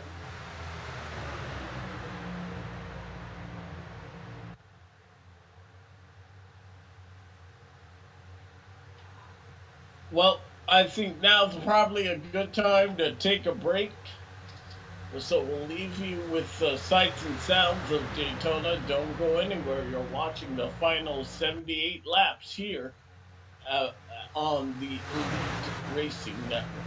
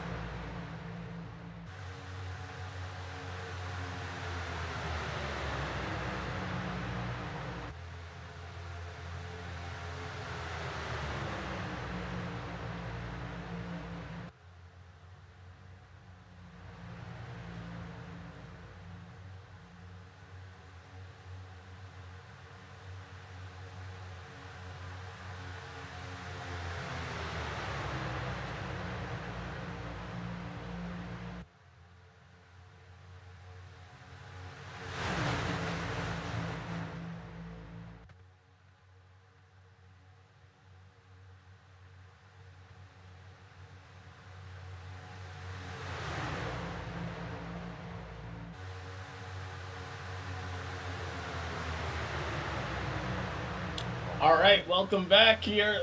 Action hanging out here. The second stage flag is about to be given out here in 2 laps.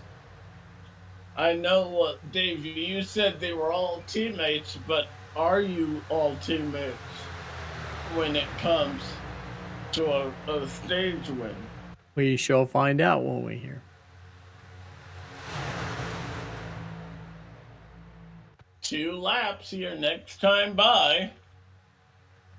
Ethan Stanley, who's done a well of a job. He was, I believe, a rookie last season. Caution. Oh, caution is out. So, just like stage 1 or stage 2, will end under the yellow flag here. Trying to see what's going on. Bunch up the field here and see what happened. Brent. Yeah, Brent that Jones. That was our longest green flag run of the night. Brent Jones and Latham Joyner up high. Brent's is he getting a little high there? Or maybe net code here. Oh, but Latham up. Oh, Johnson Cutlip. 23 car also. Hit for a 51 and the 28. Joshua Clark. Let's see how bad the 5 car and his damage there. Johnson Cutlip got spun in that as well. Ooh.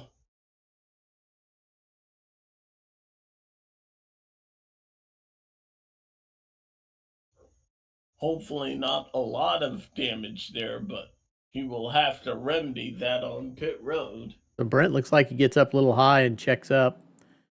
Latham gets into the back of him, and he just comes down and gets Clark and Cutlip. Oh, that's a pretty significant hit, wouldn't you say there, Zach?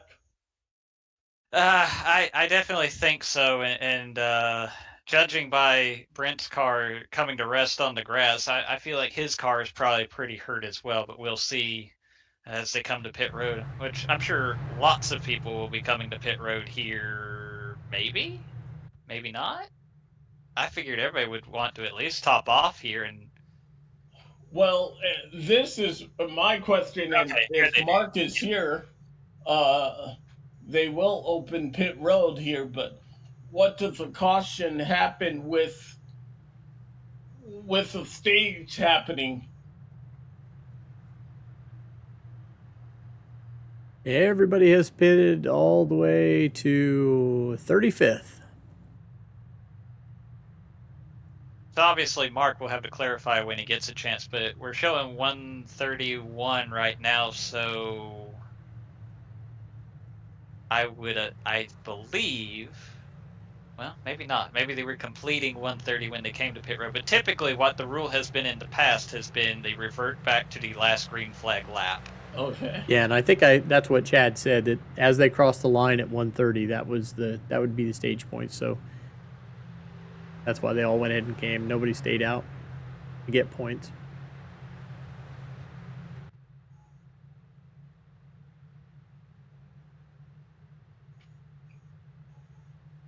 And Goody's now in as well. Under this caution flag here, Dave, you can get our reads out of the way. Sure, I can do that.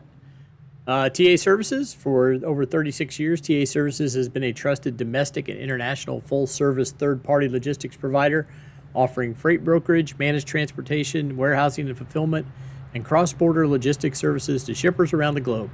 TA Services moves what matters to you. Let the TA Services team make ship happen for you. Blue Egg Marketing. Blue Egg is the marketing department for small businesses. Small business owners, Blue Egg is your biggest fan. Constraints catalyze creativity. We help businesses punch above their weight class. And finally, Worldwide Technology Raceway. Worldwide Technology Raceway is a motorsport racing facility in Madison, Illinois, just east of St. Louis, Missouri. It features a 1.25-mile NASCAR Cup Series, NASCAR Craftsman Truck Series, and Open Wheel Series. It also has a 2-mile infield road course that's used by Trans Am, SCCA, and Porsche Club of America, a 1/4-mile NHRA drag strip that hosts the Midwest Nationals, and a Kartplex, which is a state-of-the-art karting facility. And those are our premier sponsors. Our race sponsor tonight, which unfortunately I don't have a read for, but Homeplace Brew. I believe this is the second time they've sponsored the Daytona 500, maybe the third.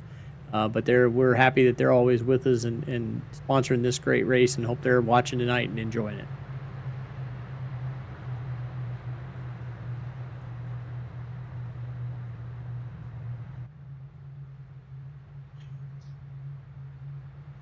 I can tell you, I do know that Homeplace Beer is located here in North Carolina. So nice. Are you in North Carolina too? I am in North Carolina. Where? Concord. Okay, so we're not that far away from one another. I'm in Charlotte, so. There you go. In fact, I'll be moving to Concord here in 2 months. Small world, isn't it? I was just in North Carolina last week. I was in Cary and went to Chapel Hill and went to the football match between Wrexham and Chelsea at the Chapel Hill Stadium. Okay, so I grew up about an hour east of Raleigh, and I went to college at Chapel Hill. So I was definitely very envious watching that soccer match or catching the end of it on ESPN the other night. Yeah, it was pretty warm, but it's a great facility. It was a great time. Lots of people. It's been hot this semester. We usually go to North Carolina every July, so I think every July I've been there, it's always been over 90. So I was prepared for it. Oh yeah, oh yeah. Well, looks like we're about to go back green here. Doubled up, lights are out on the pace car. Yeah, that green flag run that we had, it did kind of put us a little bit calm, but we'll see if action picks up here as the green flag back out. Ethan Stanley, stage 2 winner, back out front. The ticker is wrong. Ethan Stanley is not on pit road. Let me see if I can get rid of that. Nope, it's still nope. He's on pit road. No, maybe it's his evil twin. And there you see those top 3 get right up to the top as soon as they can. Daniel Martinez. Damn.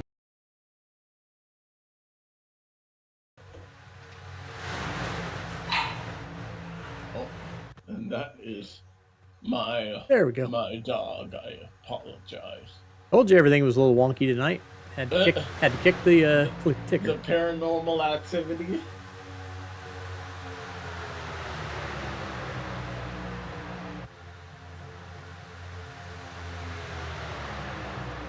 So that's on the bottom now. We see that's Wyatt Knadel in the 84, Chris Wright into 42, Dustin Dewar into 30. Who is that going middle right now? Is that Gavel? Yeah, it looks like Ryan Gavel.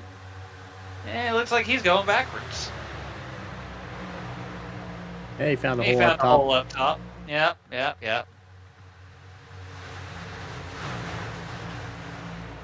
Side by side, about 8th place on back.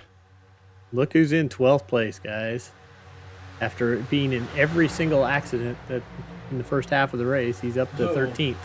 Oh, Chad, yep. That's why you never give up. Hey, that caution was exactly what some of those guys that stayed out, they wanted to see, because it kind of cycled back into their favor. They got to erase the time gap on the track, got to restart in the pack, and now we get to see what they've got here for the final 70 laps or so.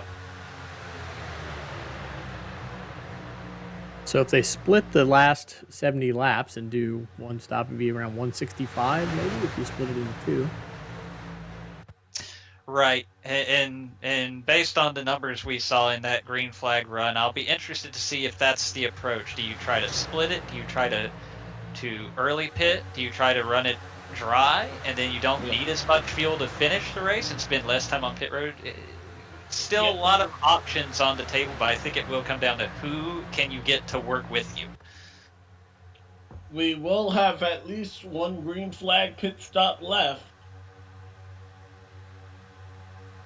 Well, we know we'll have at least one pit stop left. Right. I was Might about not to be say, green. We'll see if everybody plays nicely over these last 65 laps or so. We might be wasting our time doing the calculations and the mathematics and pulling out the abacus. Would it be abacuses? I honestly don't know if anybody's ever had two abacuses in the same place. I can't imagine why you would. Calculators exist, right? Yeah. But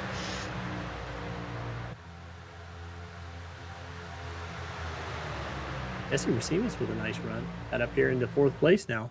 Yeah, he's led some laps here tonight as well.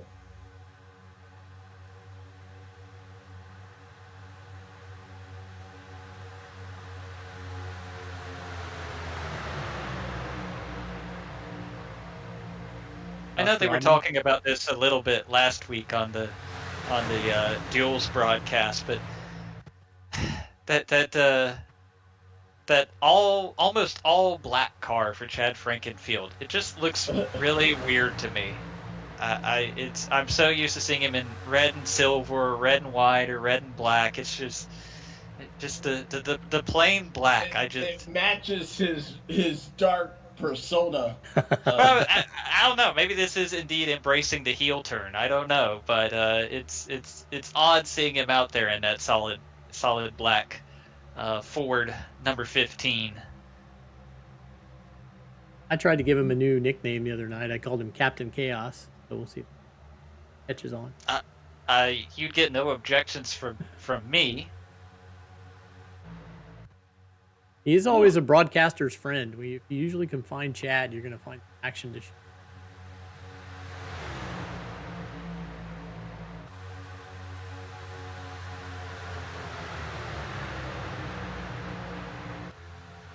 They'll have 34 cars in the lead lap.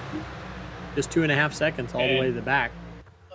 I think Daytona, maybe Talladega, but any of those 34 cars can win it still.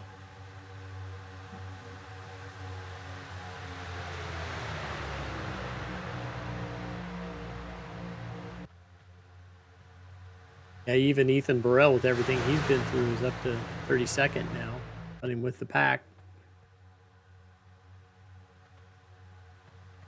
Lap times are comparable to everybody up front, so. It's a little bit like poker in that sense, right? You get to this point in the race and you just want to have a seat at the table. You know, you might not have the biggest chip stack at the moment, but if you're still sitting at the table, you've got a shot.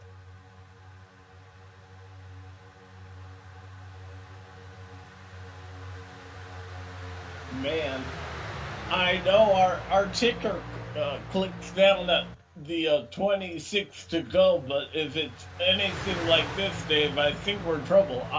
I could not tell you who a favorite has been here tonight.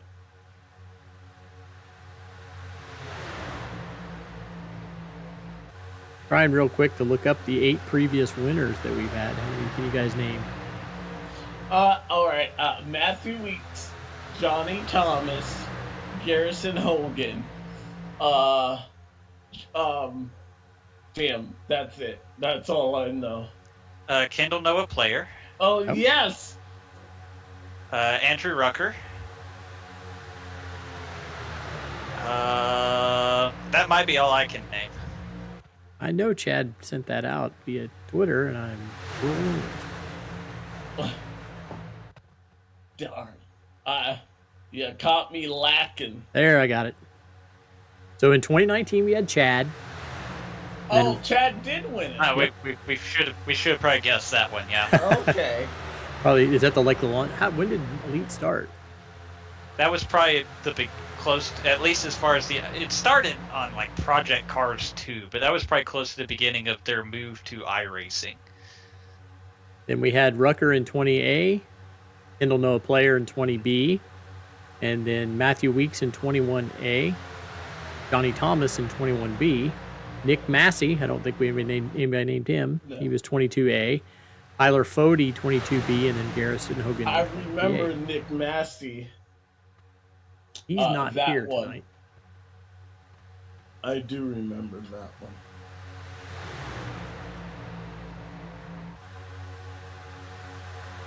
Well, we have yet to have a repeat winner in the 4 years, or 4 years that we've been running a race such as this is kind of fully old, but got loose out of turn 2 there, gathered it up. That was a moment. Car was sideways.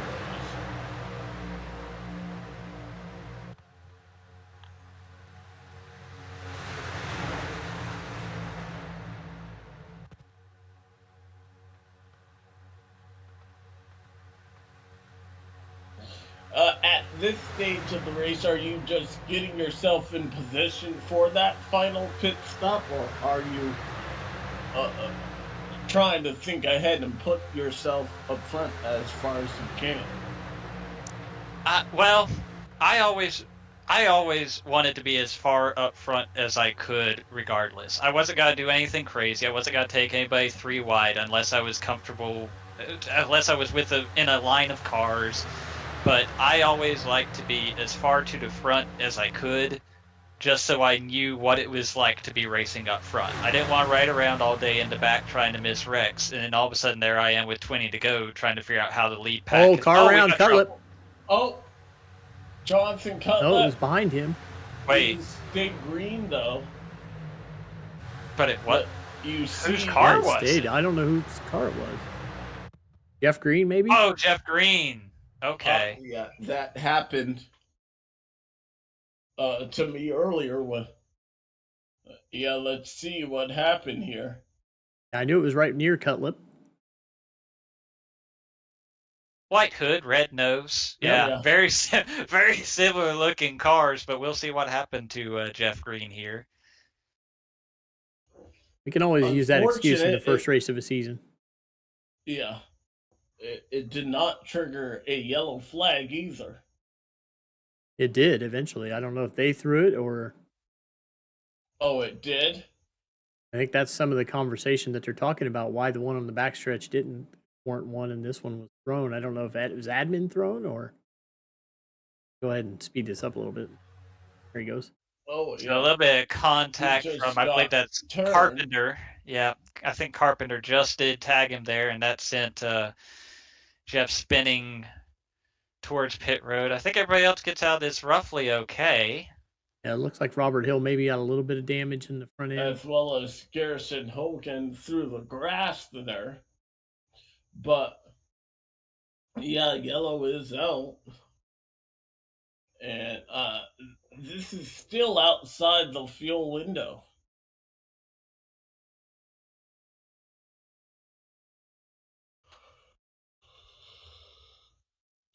Remember when we were talking about monkey see, monkey do earlier? Yeah. That's what this is going to be if you're one of the guys up front. Like you say, we're not in the fuel window yet, so pitting probably isn't that helpful. But you've also got a bunch of tires in the pit, so maybe you want to go ahead and change tires, go ahead and top off, see what options that opens up for you. But probably whoever is leading, you want to do whatever they do. Yeah. So far, it's all the way through 26, 27, 28, 9, 30. Nobody stayed out yet. 52 laps to go, so. Joshua Clark probably stay out to get his get back on the lead lap. Do you think you can save enough fuel here? Well, that's what I'm starting to wonder, since everybody came down pit road. And especially if you get a caution or two, you might be able to make it from here. Actually, I'd have to get Dave to run the numbers for me, but 45 would get you to 191. You have to save 9 laps. We're gonna get probably 2 more before we go green. And see, then it becomes, I always, this would, that conversation when it plays out on your team chat, it's like, well, get enough cautions, we can make it from here. Well, if I get enough cautions, I'm going to pit during one of those cautions, right? So it always felt like a moot point when you had that conversation at this point in the race. But again, Daytona's a little bit of a different beast as far as tire wear and stuff like that goes. But I have a feeling that was mostly just people trying to keep their options open and stay on track as long as possible in case we do get a caution.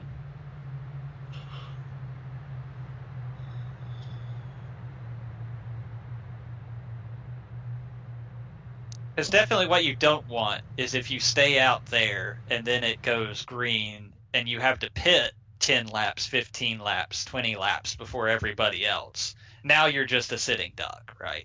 So you kind of have to follow the crowd no matter what.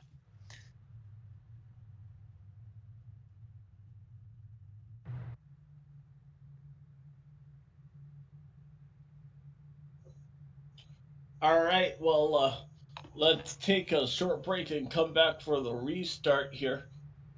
Gives us a chance to save our voice. You're watching the JoinAPS.com Cup Series.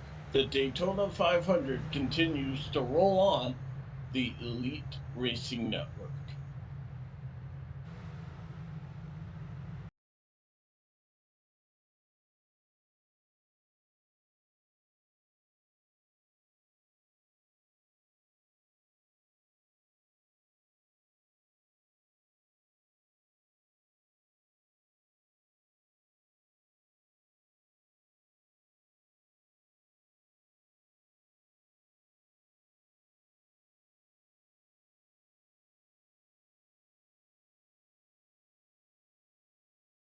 Racing isn't easy, but experiencing it is. iRacing puts you in the driver's seat with the industry's leading sim racing game. Drive on laser scan replicas of the greatest racing circuits from around the world. Go head-to-head against other drivers chosen by skill-based matchmaking to ensure competitive racing at every level. Compete across all your favorite series. In officially licensed cars, engineered to deliver the most accurate driving experience possible.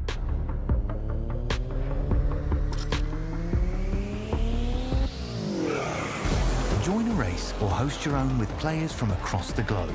Race against the computer or in a league with friends. Feel the thrill behind the wheel.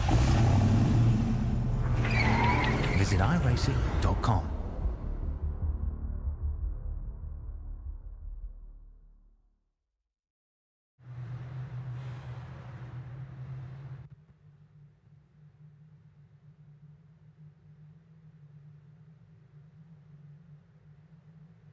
All right, coming back to the final quarter race distance, you can see these cars are beating and banging here, but who will be the first one in 51 laps across that start-finish line? Green flag back out.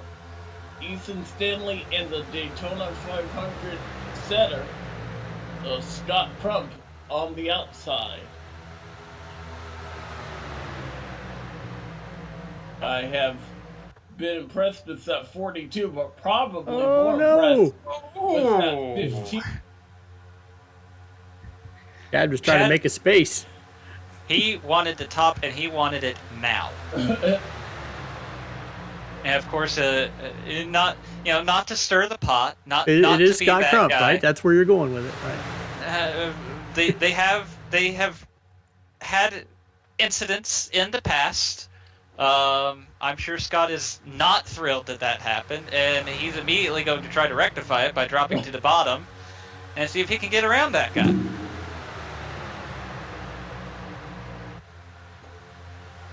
He has help from his teammate Californian. They push to the inside and right on by that. Oh, no! Crump around. Crump gets turned off the bumper of Talafoni, and it finally looked like too hard of a push. We stay green, 50 laps to go.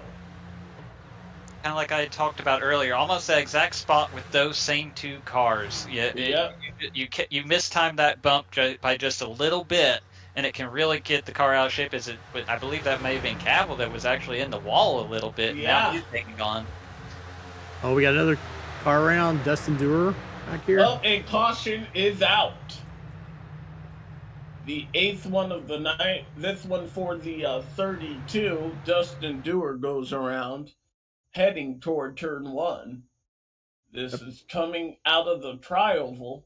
He gets up into Ryan Gavel, comes down into the 21. Looks like maybe there are only 2 involved here. Yeah. I didn't see any heavy hit for the 21. That's good news. And probably good news for the 90th, Scott Crump. Right, that'll let him make up that. Obviously, he can't get the positions back, but it does let him at least get back with the pack as we get ready for another restart here. I'm hearing the happiest guy in the server is Matthew Weeks, who was just about 6 seconds of repair left from being completely repaired. So he's glad that he's going to come in and get the last of his repairs, and he can make a run through the field is what he's hoping for. Yeah, haven't talked much about our reigning champion. He has spent 2 minutes and 12 seconds in the pits for this. By far the leader of those still running. Ethan Burrell's fixed a minute 9. Cash James you have minute to 22. feel for Scott Crump. He felt like he made the move, and just like that, in a blink of an eye, around you go. Now, if I was Gerald Campbell and they both came up into the booth, I'd be asking if the honeymoon's over at Lake Norman.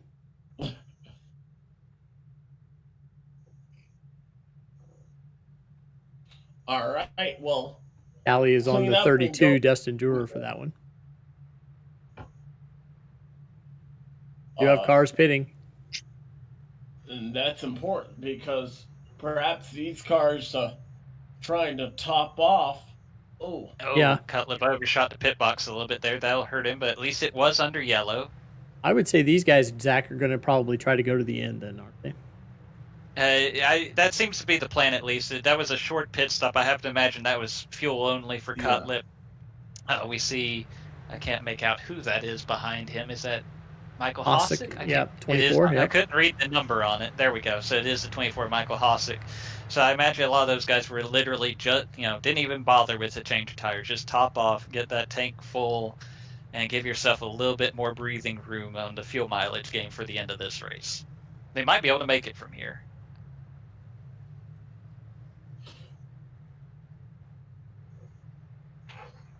Garrison Hogan in 19th, last year's winner.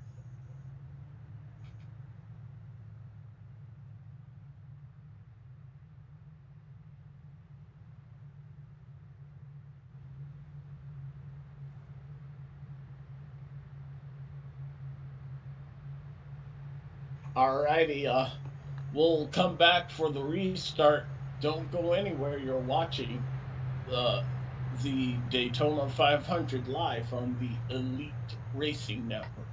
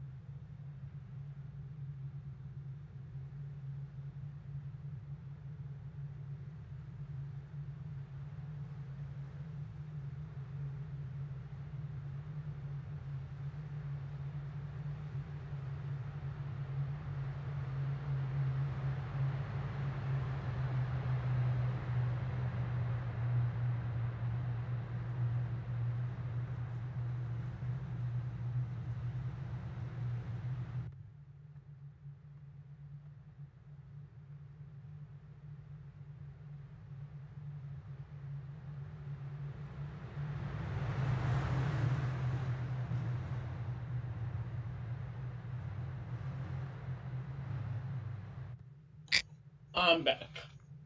And so are we. All right, getting set for the final 46 laps here at Daytona.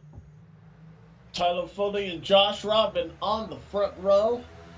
Green flag back out. We are once again racing at the World Center of Racing.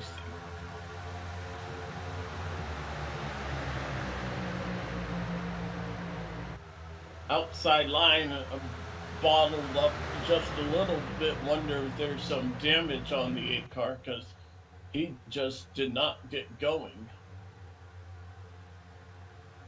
Bodie and Chad now move to the high line.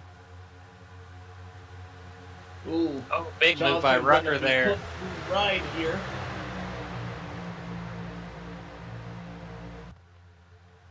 Cutlip in the middle temporarily.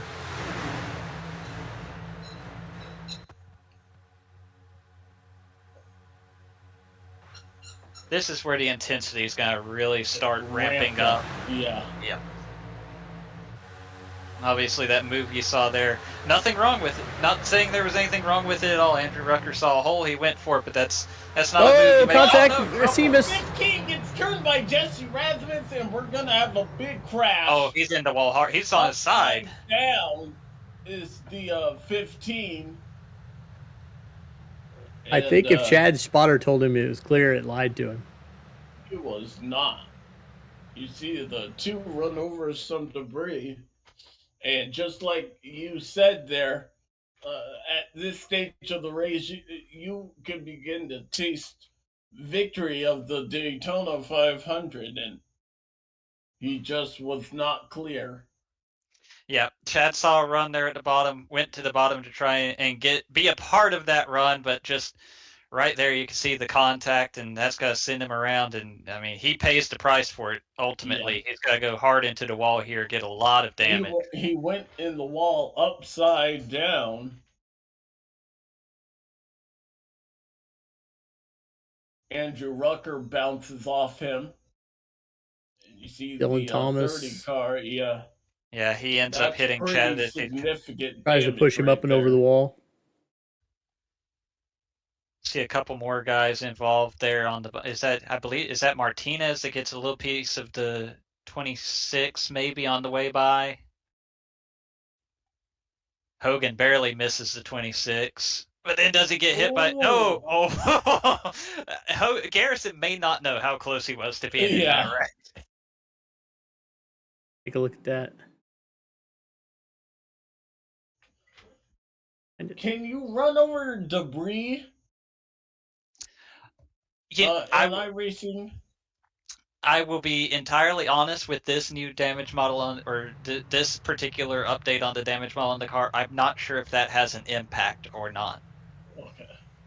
Because I saw the 15 leave behind part of his fender and another competitor go over it. See the 44 Michael. Yeah, we had some more activity at the back here. We'll have to take a look and see what happens here. This is as they're coming into the yellow. Osik, Canadal. Yeah. Rupp takes a big hit. So they had mostly gotten it woed down, but unfortunately the cars that were involved ahead of them, gravity, it works in iRacing too. They start sliding down the banking and really just kind of close up the holes, so to speak. That is unfortunate, but the 15 had worked his way hard to get back up, but I think his shot at a Daytona 500 is probably well done. And one thing, especially with these cars, I'm not sure exactly what it is with their implementation on iRacing, but sometimes you see a situation like that and you think, well, why wouldn't those guys up top hold the brake and not drift back down the track? But something about these cars that you can have the foot all the way down on the brake. If it's locked up and it decides it's going to slide back down the hill, there's absolutely nothing you can do to stop it from doing that. So I don't think anybody did anything wrong there as far as that kind of thing. It just one of those things that you can't prevent. Scott Crump, I did not realize he was involved. But him and Jeff Green also getting a piece of this action.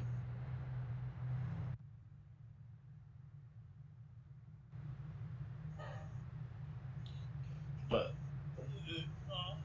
this caution is a break for everybody that stayed out because this is more ways they can save fuel.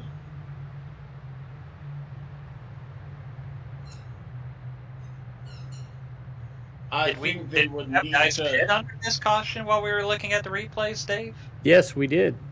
Pretty much everybody from third on back. The only two that didn't come in I were was about Gerald to and say. Martinez. I thought we had shaken up the lineup a little bit.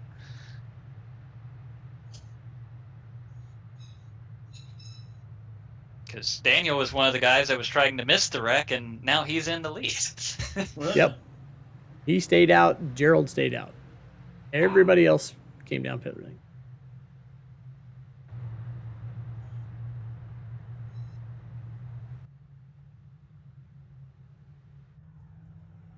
Yeah. There's Chad still on pit road and Scott Crump, our pole setter for the night. We're coming to 40 to go. Still a sizable race distance, 100 miles here. Oh yeah, we've still got plenty of time to tear some more cars up, unfortunately.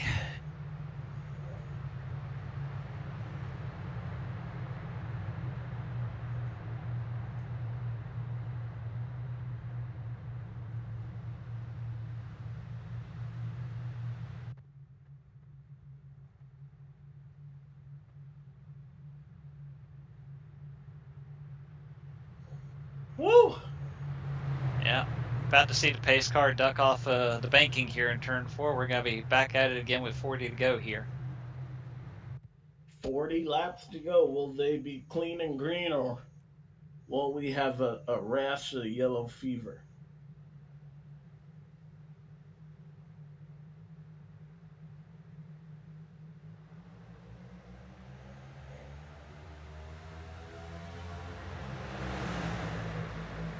Green flag, and Daniel Martinez gets the field back underway here at Daytona.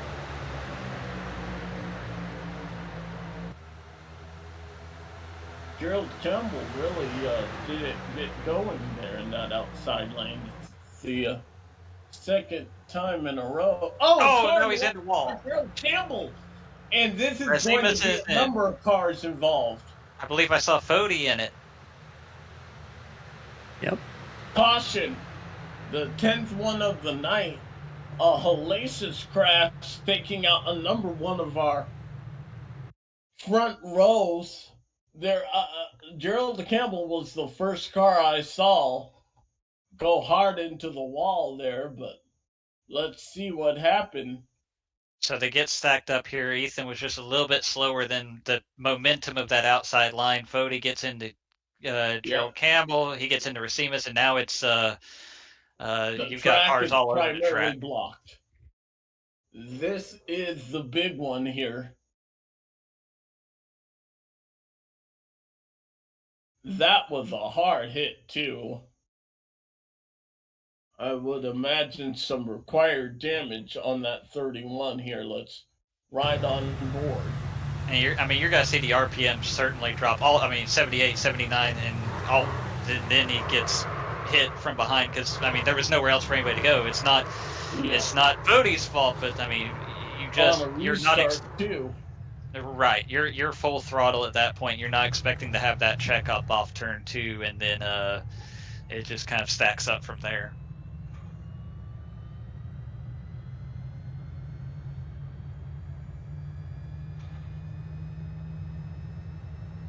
Don't know we can officially count how many cars were involved in that, but I believe 40, that was the biggest incident. Given a tally to 40, I think he's already said he's going to appeal it. I understand that perspective for Fody. Yeah, I mean, there's Fody's view. How does he know that the car in front of him is coming back at him? So Collecting, who is that? Jesse Rasowitz going around. Yep. And then, oh, that's a pretty decent hit from the 8, Josh Robin. Now we have about 13 on from 13th on back has gone into the pits. Martinez just stayed out again.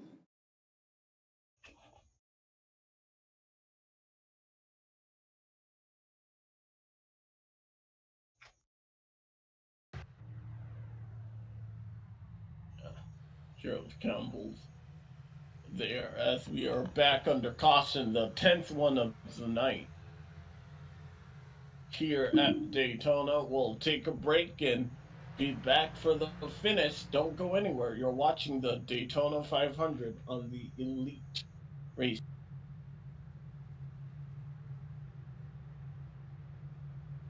At least Mark.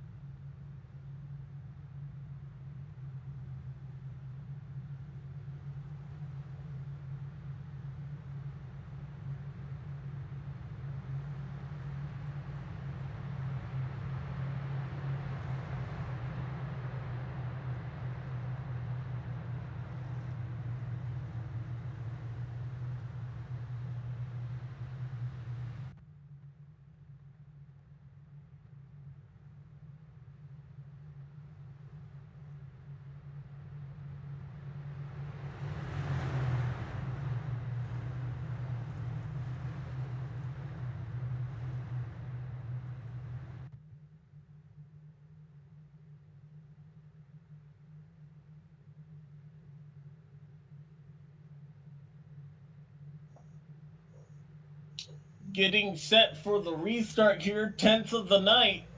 Daniel Martinez and Chris Wright at the front of the field. Their Chevy Camaros pilot the rest of the field here.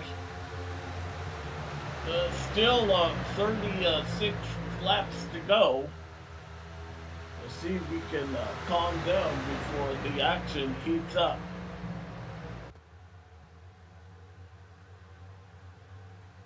This time we make it out of turn 2.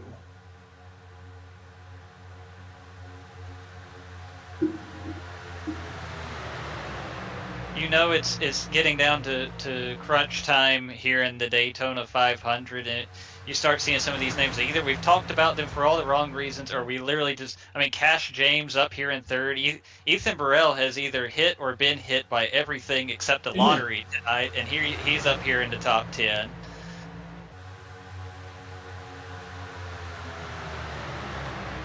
But it looks like right now Ryan Gabble's going to go to the point. First time we've seen that 01 car in the lead.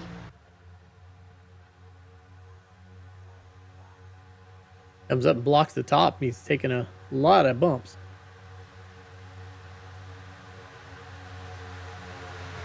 At 83 and 42 have spent a lot of time together tonight. Yeah. I don't know if I'd be happy or sad right now if I'm Ryan, because they're probably got to work with you for now. Oh, Caution. we got caution. Oh, caution. 11th one of the night. This must have happened in the back of the field. Let's see what happened. I don't really know where it is, so I'm kind of going in the general area, I think, maybe. 16 into the 70. Oh, yep. Ooh. Taking out Ryan Schold there as well. Collateral damage. Pretty significant hit, I feel like, for the 70 on 16. That's you can see the right. Yes, yeah. That one I can tell you. I don't have to wait to see how long he's on pit road. You can see the right front bouncing. That is broke. Good. That is broketed. Oh, there goes the part. That's what I saw the last caution with Chad. Somebody ran over it, so. I wish I had a telestrator right now. I'd circle that right front and say, see that? That is bad. That is not conducive to your opportunity to finish the race win the Daytona 500. You do not have to be an astrophysicist to figure out that is bad news. He is still out on the track. I imagine pit road probably opens this time by, so he probably did his best to limp it around and get caught up to avoid a penalty and maximize the amount of time he can maximize his repair time, because that's going to take some time to fix. He's got to be probably on the edge of that 6-lap rule when it does get fixed, I have to imagine. I also would say this takes the fuel window, I believe. Everybody can make it from now. Yeah, I imagine if there were any question marks, they would have pit under the last caution or this one. At this point, unless you end up in the back and decide, you know what, as a Hail Mary, throw some tires on it, you're pretty much at the point where your crew chief, whether it's an actual crew chief or the second voice in your head, is saying, all right, driver, you've got what you've got.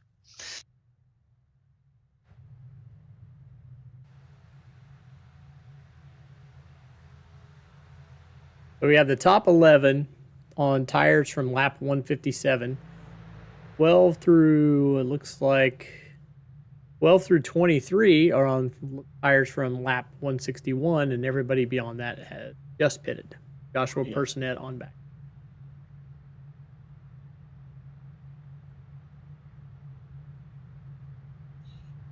Alrighty, well, it seems like a broken record, but we'll take a break here and save our breath, because it seems like we'll need it.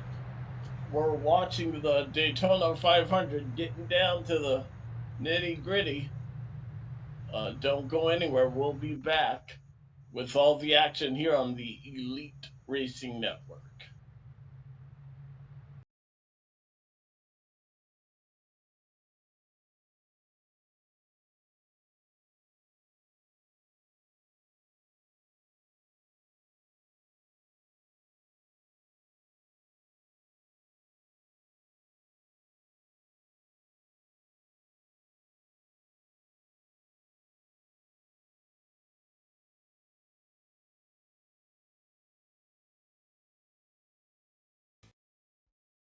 Racing isn't easy, but experiencing it is. iRacing puts you in the driver's seat with the industry's leading sim racing game. drive on laser scan replicas of the greatest racing circuits from around the world. Go head-to-head against other drivers chosen by skill-based matchmaking to ensure competitive racing at every level. Compete across all your favorite series. In officially licensed cars, engineered to deliver the most accurate driving experience possible.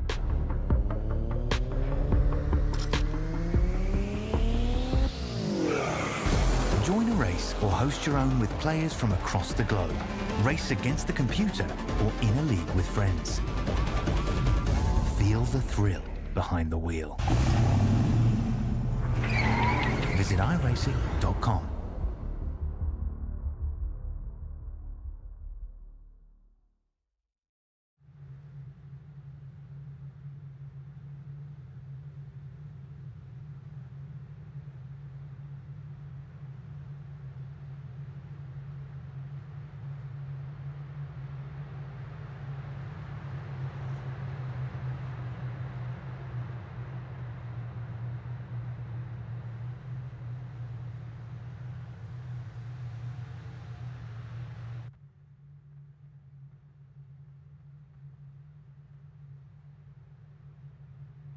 I am, Alex. Coming back for the restart here in the Elite Homeplace Beer Daytona 500, closing in on 30 laps to go. Fingers crossed for some green, boys. Yeah, 32 laps. A lot can happen. And I imagine it will. We're going to push where my only dinner option is going to be Taco Bell. It's going to be good.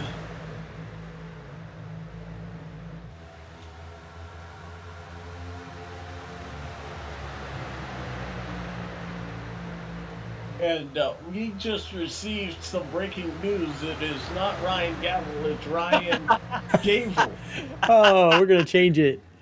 Gavel. At least he doesn't run trucks. Ryan. He doesn't run trucks, so I don't have to get Gerald to say it. So that's huge. But yes, I work with Ryan, so I know that little tidbit about him. I think everybody's gotten that wrong forever as we see Cat James get into the wall there. The 93's in the wall. Can everybody get by him without it getting bigger than this? Looks like he's benched. That's job well done by everybody there. Yeah. Finally able to get back in. He'll settle back, I believe.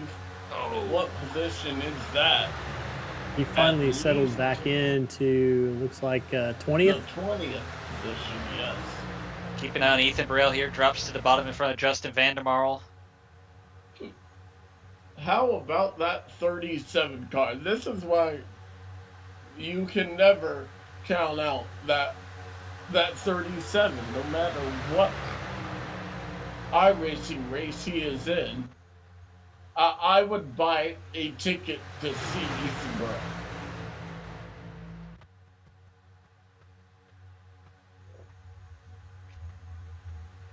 The likelihood of going the rest of the way green is very small. Non-existent. These bumps are gonna get bigger and bigger.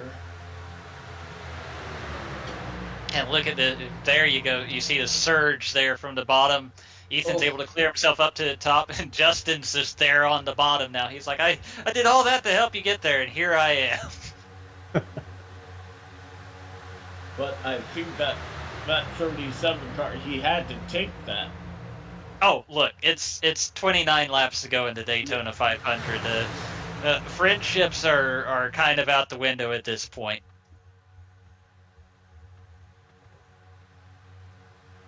Ethan Stanley going to the bottom. Is there somebody you remember that you helped and they would just leave you? Is that linger in the back of your mind, or do you understand that as a driver? I mean, the honest answer is both. You remember it, and if you get the chance to pay it back down the road, you will. But you also understand why, you're not, for the most part, you understand intelligently. It's not personal. It's not personal. Exactly. Exactly. I always laugh that some of these drivers can't remember what time the race starts or what time practice is or what that, but they can remember 3 years ago in a race on a lap when somebody took him out. Oh, I will still occasionally give certain drivers crap for times they wrecked me 2 or 3 years ago, but like you say, don't ask me to actually know, where I was at last week. Look who's inside the top 10 here. Jonathan Cutlet. Oh, we got some real dicey stuff going on. Yeah. The back of the pack here. Everyone trying to pick what line is gonna go.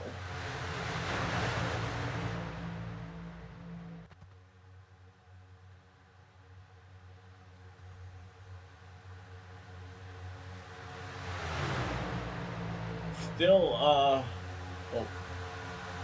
30 cars on the lead lap here, all within 2 seconds of one another. Oh, what happened there, reckon? Flash. Turn 1, and the 12th caution flag is out. Who we got here?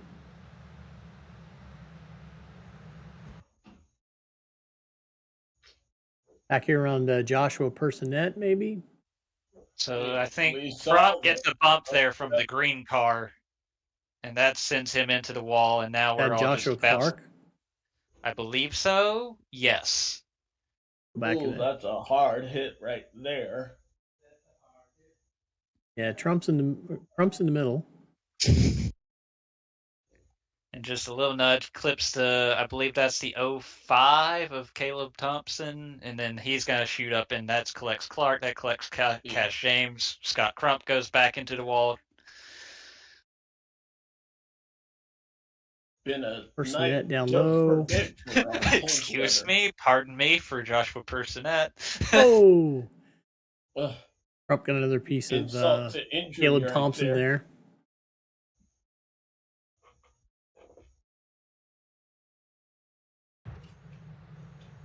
Nobody on pit lane yet. 25 laps to go. Well, yeah, they just caught the pace car, it looks like, so I imagine pits were not open, but I doubt you'll see many of the front runners pit here. When does the benefit of new tires help you? Or how many laps to go do you think new tires is an advantage? I feel like, like I say, unless you're at the back where you have absolutely nothing to give up, that ship has probably sailed. Okay. Because at this point, if you pit, you're putting yourself in the back. You've got a lot of cars to try and figure out how to pass in this draft. The tires aren't going to really help you with that. So you just can't afford to give up the track position here. If you don't have the track position, then you might as well try something. But otherwise, I think these top 10, top 15 guys, you've made the bed at this point. All right. Well, our counter has officially ticked down. So, for the first time this season, there, Dave, we get to choose who we think is going to victory lane here. You got to give me first pick? I'm going to give you first pick. Yep. How about Chris Wright? All right. I feel bad not picking Gavel, which I had to really struggle to say there. But since he's running my car, but I think he likes it better when I don't pick him, because then he's not jinxed. Hopefully I don't jinx. I already talked about him, but that 37 car, Ethan Burrell is going to be one tough customer to pass. Who do you like there, Zach? Well, I know I have very powerful jinx abilities from when I used to call the Truck Series here on the Elite Racing Network with Gerald. So I definitely feel like I'm about to upset somebody, right? You know who I like looking at this top 10 right now? I haven't talked a whole lot about him. Johnny Thomas, just kind of hanging out in 8th place. He knows how to get the job done here.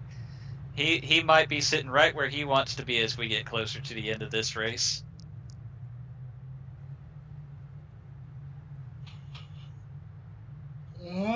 Alrighty. Should be getting closer to 1 to go here, I would imagine. We'll see this time if they double up and the lights turn out on the pace car.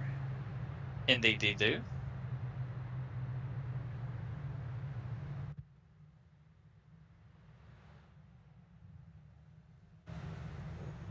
You can also tell we're getting close to the end here of the Daytona 500 because the chat is starting to get a lot more active. Yeah. And Kynan Jones is certain I have ruined Johnny Thomas's night. He may not be wrong. Stay tuned.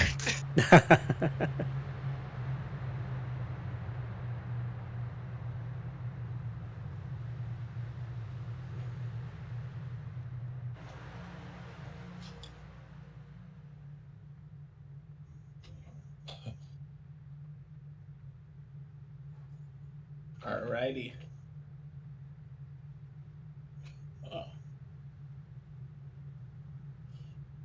Getting set for the restart here. We're on the back stretch.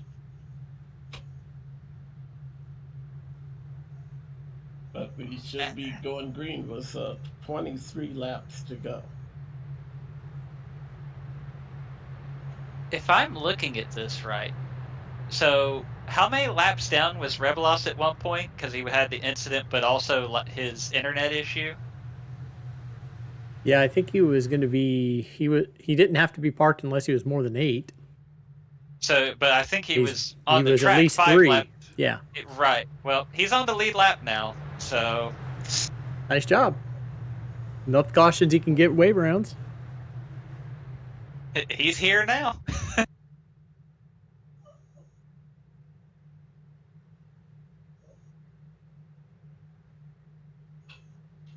And we still have, 34 cars still running.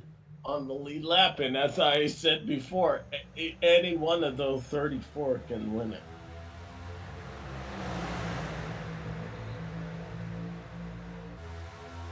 Green flag back out. Ethan Stanley trying to get the early jump and has help from Justin Vandermeer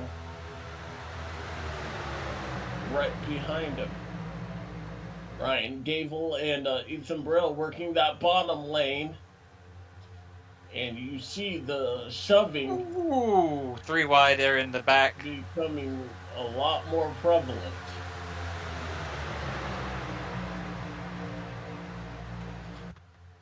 Gavel high. Gable. Yeah, making his move. Got to try to get around Ethan there. Ooh. That was Dylan Thomas with the. Yep.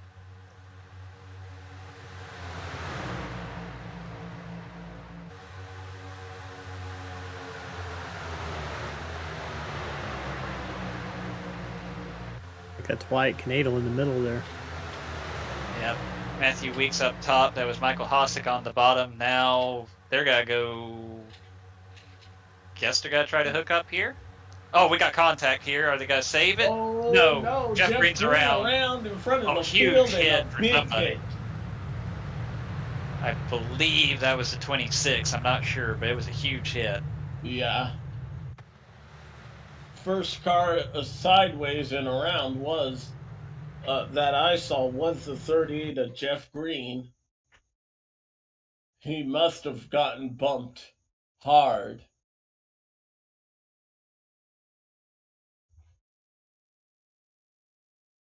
Yeah. Yep. 26 gave a pretty good shot to Dustin Dewar into 32. They ended up catching up to Jeff there and just stacked up. And there's where Matthew Weeks, Josh Robin all pile in. Shame for Matthew Weeks there. Yeah, and see, that's always that kind of that gray area. So it's like 26 is pushing 32 into the 38. And so when we flipped that around and it was Fody pushing like Gerald into Ethan Burrell, the tally went on Fody for pushing him into him. Here it's a racing incident on. Which, and one, I guess, difference there is this one was on the straightaway, the other one was in the corners. In the corner, yeah. You are going to get a little bit more of a dim view on any kind of bump. Right, you'll get a little bit more of a break for it on the straightaway. I think personally, whether there's a tally or not, you're probably a little frustrated if you're dusting there because you're kind of asking yourself, where are you pushing me? You know we're all lined up nose tail in front of us. Like, unless you're calling out to shoot the gap and make it middle 3, there's nowhere to go with a push that hard. But that doesn't necessarily mean it's a tallyable offense. Is that word, tallyable? I don't know. So 20 to go here, and we have yet to make it past 3 or 4 laps without seeing a yellow flag there.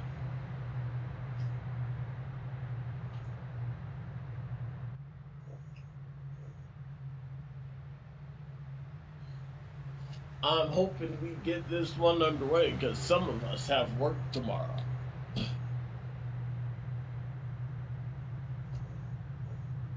We'll be back for the finish. Don't go anywhere. You're watching the Daytona 500 here on the Elite Racing Network.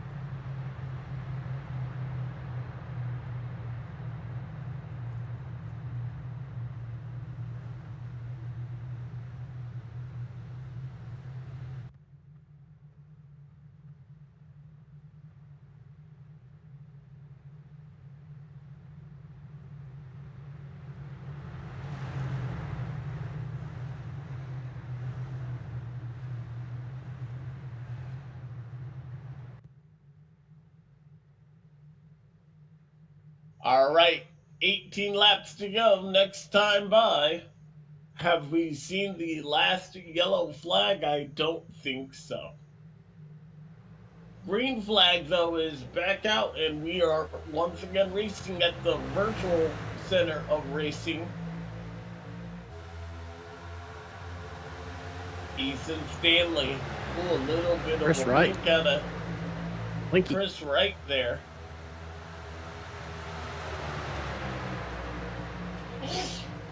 Bless you. That was my thank you. My significant other, not me.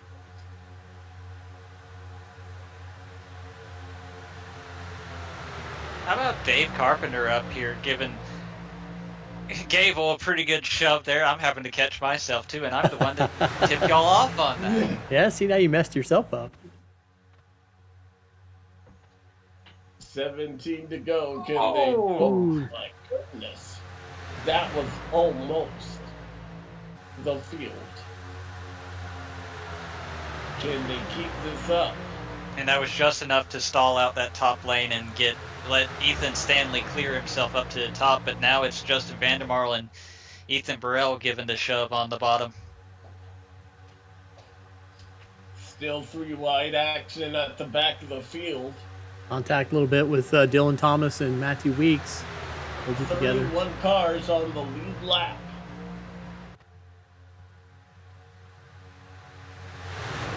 See him dancing with one another. Oh, all kinds of out of shape, but he didn't let up, did Vandermarl into 21 there on the bottom.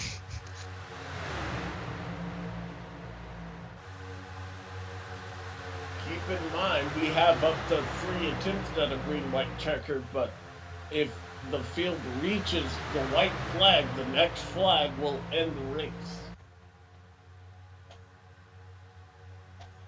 This is the part where even in real life, drivers begin to lose their mind. You can taste victory of the Daytona 500 here. Ethan Stanley and Justin Vandermeer up front. So we got to go all the way back to 9th before we have somebody who's won this before, right? So we got a pretty good chance for a no repeat winner. Yeah, but we also have a pretty high chance of 9 cars wadding them up from first. You're not being 9. optimistic, Alec. I'm sorry. And creeping back into the picture is that 83 of Daniel Martinez. You mentioned he won the truck race on Sunday, so don't count him out yet either. But, man, Kyle Hanshaw has worked his way up to 4th there. He's the 4th car in line on the outside. Haven't talked a lot about him tonight. It's really, I mean, we keep saying it, but this is where the intensity just keeps getting higher and higher and higher. You can see these cars dancing around in these lanes. You're going to see more of those pushes, more of those bump drafts, more guys having to really wheel the car here. The tires are getting, again, you didn't want to give up the track position. I wouldn't have either, but those tires are starting to get a little bit hotter and a little bit slicker. It's just going to get wilder and wilder as we get closer to the end of this. Woo! Are we going 3 wide? Yep, and around. There goes 1 car around. Like Seth Rawls, maybe? And caution is out. Indeed it is, Seth Rawls. Looks like he's gonna keep it off the wall, though. He was in the middle. So Dusty, I believe, checked up a little bit for Johnny Thomas, and then that just kind of stacks everybody up. Seth ends up coming into contact there with the right front of Daniel Martinez. Not really anything either of them did wrong there, just kind of ended up in the same space at the same time, and that's all it took to send Seth Rawls spinning to the inside. I don't think he's going to hit anything, though. Which, again, you do lose track position. It sucks plenty. Oh, I think so Latham Joyner gets into the wall there. Jonathan Cutlip's going to get a piece of the wall here. Jeff Green, Ryan Scholl. Oh, Andrew Rucker's going to hit. Yeah. Nado going to get it slowed up. Not going to be much of a hit, if any. Nope, look, he's got... He was probably dragging the wall a little bit, but he kept the nose clean.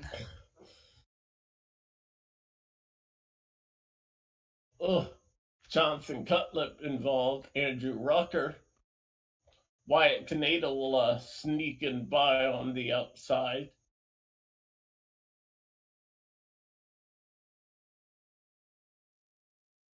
I don't like the way the left front looks on that 03 in that shot.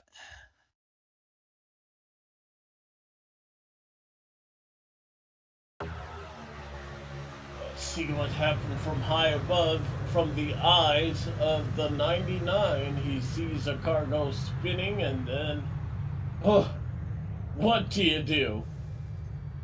You do exactly what Mark Reblos did, which is hit the brakes. He Yep. did a really good job of getting slowed down there. Yeah, he did.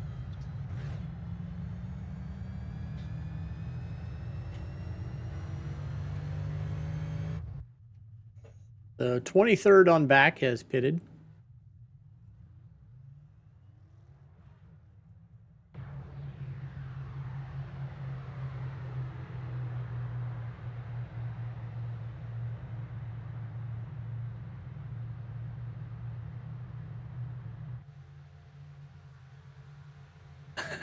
Guys are getting tired. No, not us. Let me tell you, The driver's getting vocal. We're gonna restart here with 10 laps to go. when this race is over, unless you're the winner, you just kind of collapse in your chair or sim rig or whatever your furniture of choice is, and it's so. Again, I get it. It's not a real race car. There's not as much of the physical effort there, but especially at Daytona, where you're constantly running right on top of somebody, sometimes two, sometimes even three wide. It is so mentally draining to just focus on this and not make a mistake. We're closing in on 4 hours or 3.5 hours at this point. It is taxing. And it wears you out.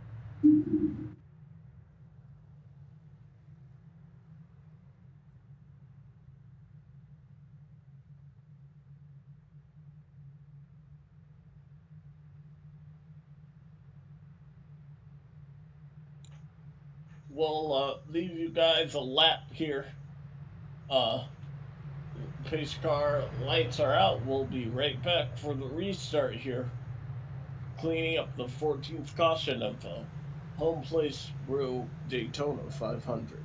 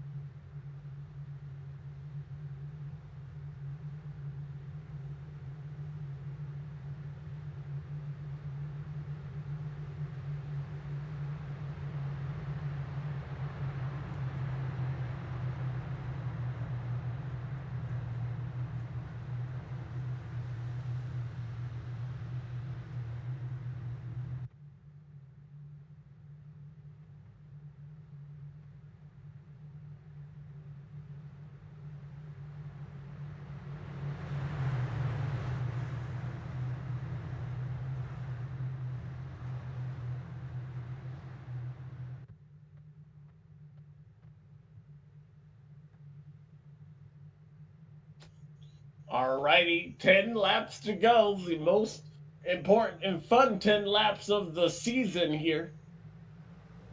Who will be crowned the victor of the Daytona 500 2023 Season B? 10 to go. Oh no! The leaders! No! Babel gets into it in around the Haley's going to be all by myself.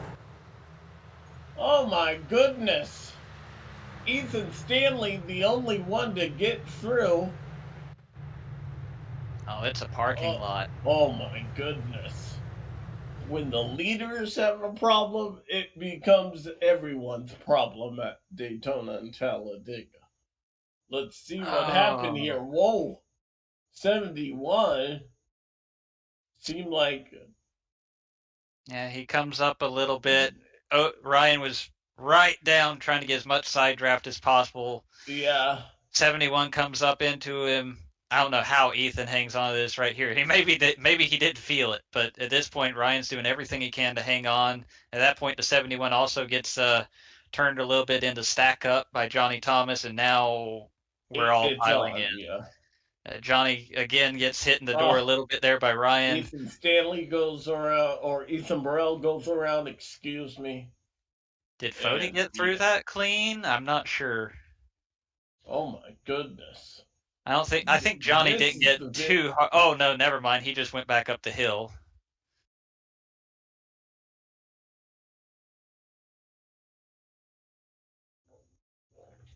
There is some higher force that does not want this race to end. And yep.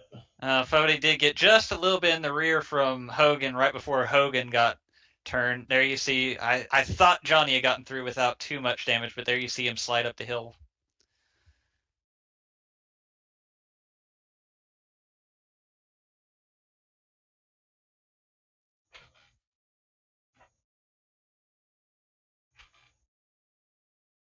I'm impressed that our leader, Ethan Stanley, was able to hang on.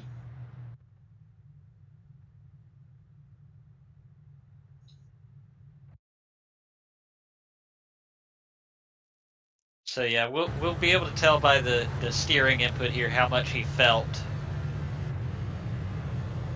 I'd say not much. Yeah.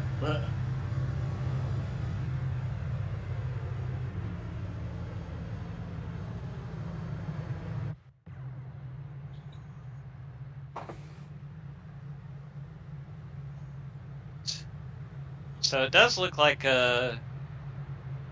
with the way the lineup sorted itself back out, Johnny Thomas is back up to second. We'll have to see how much damage he has. He might be in okay shape, but I don't know.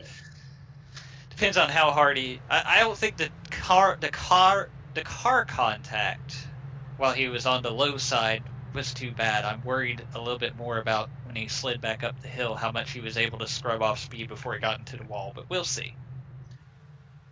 I mean, at this point, it's 8 to go. You're not gonna pit, right? Like if you're second, you can't. Like you're gonna just find out how much damage you have by keeping the car up front and seeing how fast it goes. Besides, how many people behind you have clean race cars at the rate we've gone tonight? Let's be entirely honest. Yeah, you're the cleanest of the damaged.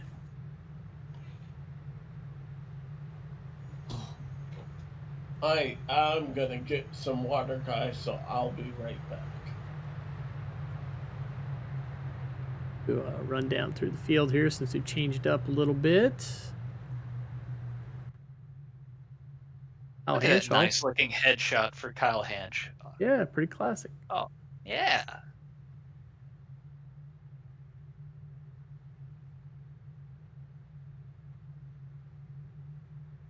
I like the red chrome on receipt.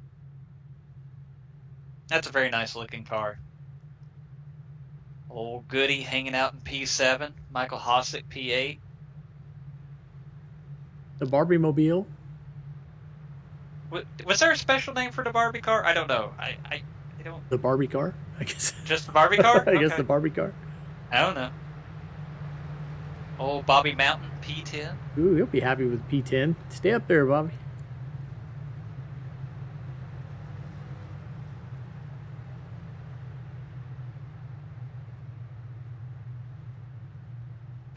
Mark Rebel, I shouldn't laugh at him, but my gosh, Mark Rebel us. After the wildest netcode ever. After being, zapped by the spy camera from Cars 2 halfway through the race and losing 5 laps.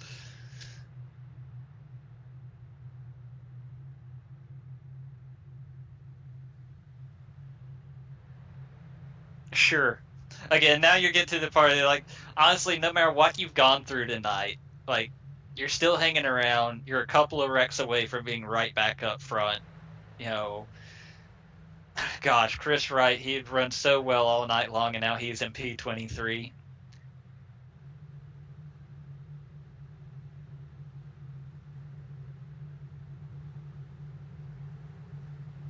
He came in and got some new tires. They've got a little repair.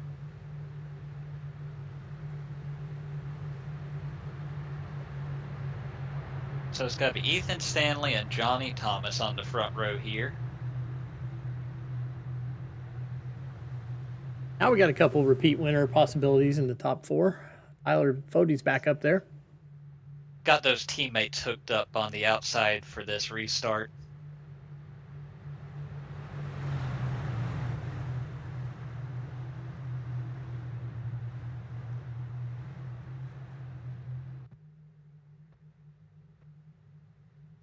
Alrighty, guys.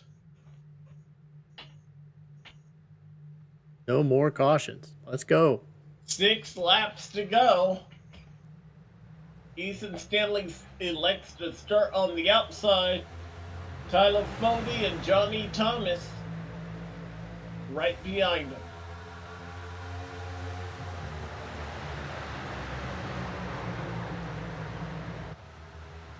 I think you have to be out front here because there is going to be another wreck, and then we're in green-white checker territory. Robert Hill already up to 6 here and trying to get Michael Hossick going on that bottom lane, but they don't really have a lot of help at the moment. I think they're going to have to duck back in. How about Matthew Weeks? I think he has the most experience out of his top 5 and putting a little bit of pressure on the top 3. Oh, round goes Gerald. Campbell's around. Campbell. Oh, wow. Keep it out of the wall, Gerald. Oh, nice. Attaboy. Wow. That's a dance. That's some pirouettes that Barbie would be proud of. Yeah, let's see Oppenheimer do that. All right. Let's see what happened here. I think he got a push from the 22 off the corner here. And that's certainly looking to be the case at this point in the replay. And then they're gonna catch the 24. Yeah. Yeah. Maybe the 31 saw the 24. Nadel just misses him. Racine gets a piece. He did get nailed pretty hard by the 90. Rebelus got a little bit of him too. He does a great job not backing it into the wall right there. But some pretty hard damage. And this will take us into overtime, guys. Or actually, I don't think so. It'll take us to a natural green-white checker. And by that, I mean, naturally the race will be left with 2 laps to go. So we could still see up to 3 attempts at a green-white checker. The cautions are typically quicker at the super speedways, as far in terms of like number of caution laps. So we might even, this could be, obviously it's not going to be a restart here. So then I think you're right. I think they'll get the 1 to green with 3 to go, and then have a natural. I say natural, a 2 to go restart. Starting on lap 199.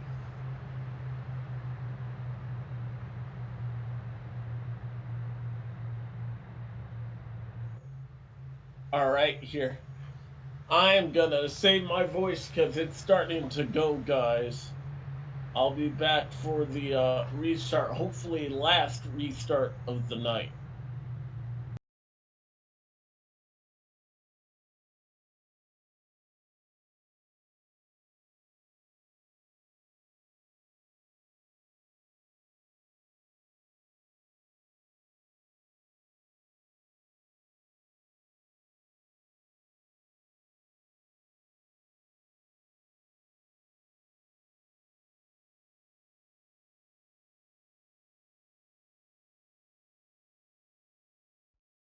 Racing isn't easy, but experiencing it is.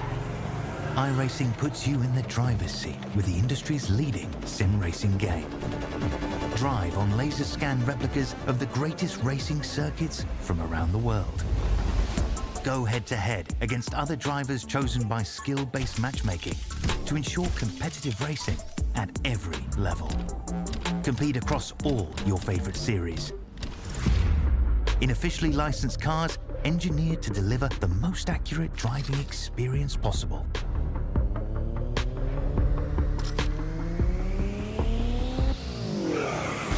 Join a race or host your own with players from across the globe. Race against the computer or in a league with friends. Feel the thrill behind the wheel. Visit iRacing.com.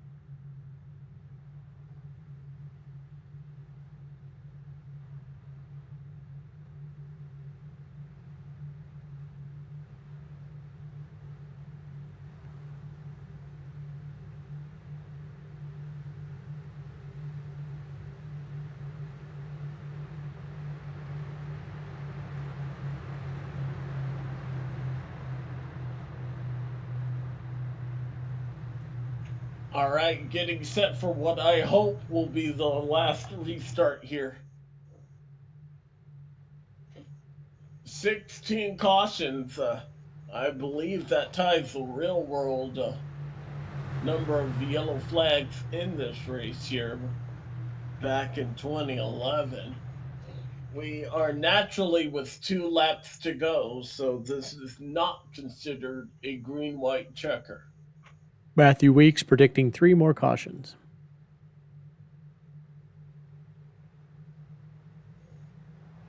The final 5 miles of the Daytona 500 are here. Ethan Stanley and Tyler Fody lead the field.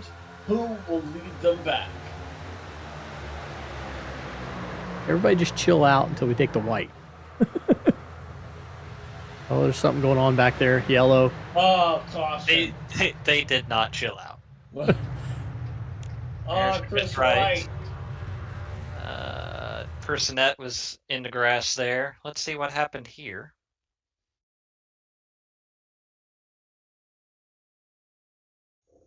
I bet, yeah.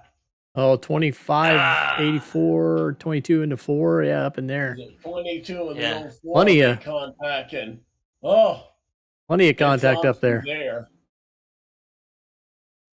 Yeah, it looked like it started with the 22 getting into the 04. Yeah.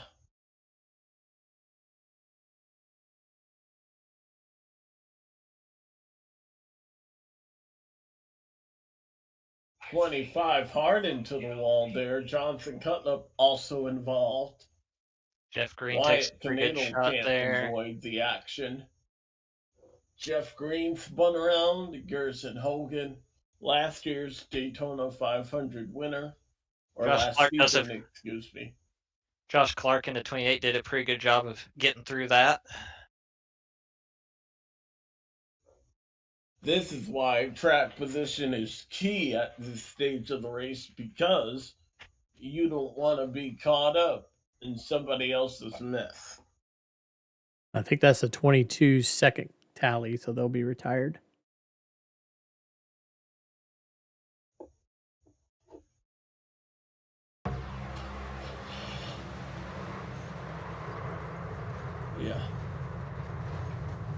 That was pretty big.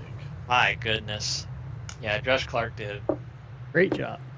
Yeah. Let's ride on board with the 28 car, perhaps. See what he saw at speed.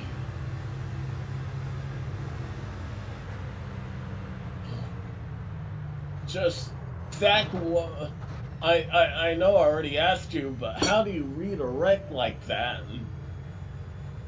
Is it more luck than skill at that point? I mean, certainly there is some fortune involved, but you know, you can do yourself a lot of favors by slowing down. Give yourself a chance, right? Slow down enough that you can react to what's happening in front of you, and then it becomes a little bit of a dancing act. You can't just sit on the brake if you need to change lanes, but you've got to slow down. You know, you're downshifting. You're using that to help slow down the car. There are things you can do. The biggest thing is just paying attention, right? If you panic and you just lock up the brake and you don't do anything else, you're going to slide into it. And that's the easiest mistake to make. As the internet calls it, the ARCA brake. But you know, that's the biggest thing is just kind of reading the situation, getting a little bit of luck, sure, but then knowing how to maneuver the car, and that honestly takes a ton of experience at times. Latham Joyner is one more wave around from being back on the lead lap. That'll be his. He's had 5 wave rounds now, he says.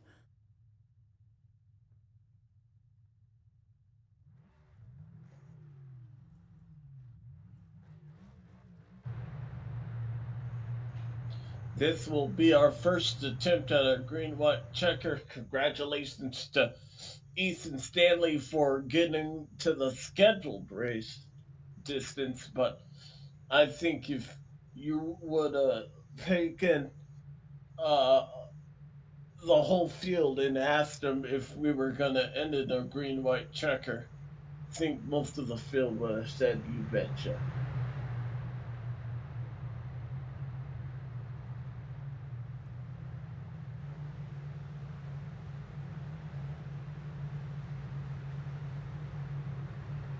It's definitely. I mean, we saw it with the real Daytona 500 too, right? This year, you know, it's kind of a byproduct of this kind of racing. You get everybody at the front of the field to get this late restart. The blessing and the curse with the super speedway racing is anybody can win, which also means anybody thinks they can win. Anybody thinks they can win. So if I just if there's enough room for the radiator cap, right, I can make the rest of the car fit, and it doesn't usually work, and that's how you end up with these green-white checkers. But for a lot of guys, you know, this might be. Look, even if you're a great super speedway racer, it takes so much opportunity to be in this spot at the end of this race. I mean, you talked about, you know, 8 different people have won it. Nobody's won it twice yet. For a lot of these guys, no matter how good they are elite, and how many championships, how many wins they have, you know, this might be the best shot they have to win the 500 for another 2 or 3 years, you know, if ever. So that's what you get. All right, well, we've lined it up and we're about to get ready to do it again. Perhaps 1 of 3. Let's see what happens here. As we get the 2 to go mark to the next flag ends the race if they make it back under green. Ethan Stanley, your leader. Telefoni did not get a good jump that time. But Matthew is not on the back bumper of the 92. How would he like to sandwich a championship run with opening Daytona 500 win. Oh my Oh goodness. no! Hold it together! Hold it Boy. together! They do, but they're 3 wide up front. Matthew Weeks to the inside. Tyler Foley in the middle. Huge push from Robert Hill. Oh, Robert gonna go to the lead, Weeks up to the baby! top. Ethan wants so badly to go 3 wide, but there's just not enough room there. Oh, contact across. Oh, hard into the wall for Robert Hill. Oh, man. They don't make it to the white flag. We will have a second attempt at a green-white checker. Man, those were 2 of the best cars on this run. Let's see what happened here. Is that on Tyler Foley? And it's hard to tell from that if maybe Ethan got into Fody and pushed him into Weeks. It's hard to tell there, but it was awfully close. I think that's what happened. I think he was, yeah. I was gonna say, because Fody already has a tally, this could be detrimental, but I see that as a racing deal. Man, I'm so gutted for Robert Hill. Yeah. I'm gutted for that 11 car. Johnny Thomas barely missing Robert Hill there as they spin to the inside.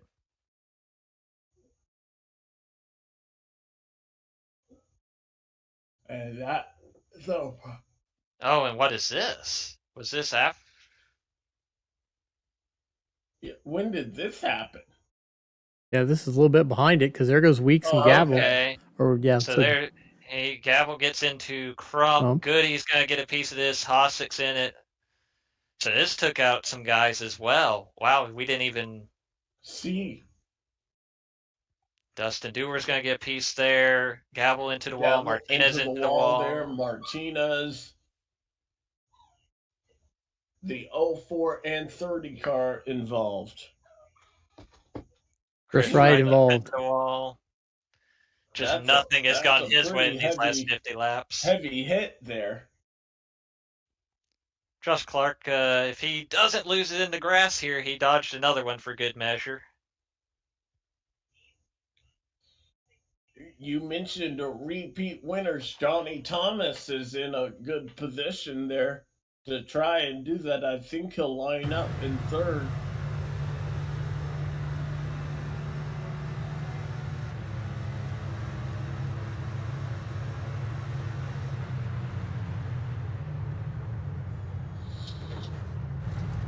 Wow. You know, he's got that Virginia Tech sticker on the little name portion of the interior on this number 28. He's probably hoping the Virginia Tech running backs are that good this year.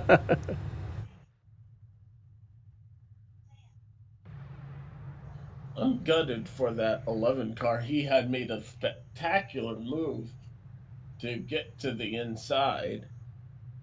Tyler Fody, though, in command to try and win the sport's biggest race. Ethan Burrell and Johnny Thomas, who has won this race before. Boy, look at the nose on that 24. I'm always curious, does that damage that we see, does that translate on the racetrack? Does he feel that, or is that just, you know? Oh, when it's that wadded up, you might as well have a parachute on the nose of the car. The only thing that might work in your favor is if it's enough, if you still have enough aero to keep the draft, then maybe you can hang around and follow somebody to a good finish here with only 2 laps to go. But if you find yourself in the front of a train, the train might as well just derail at that point. Oh. Oh, Chris Wright has tires that are 34 laps newer than Tyler Fody.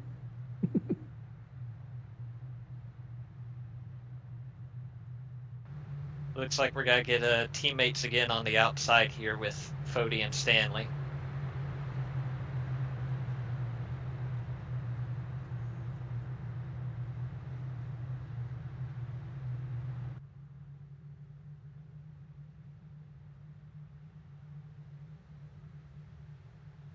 A lot of cars spent a lot of time on pit lane tonight. Yeah. We should start giving out an award for that. Most time spent on pit road or tracking that.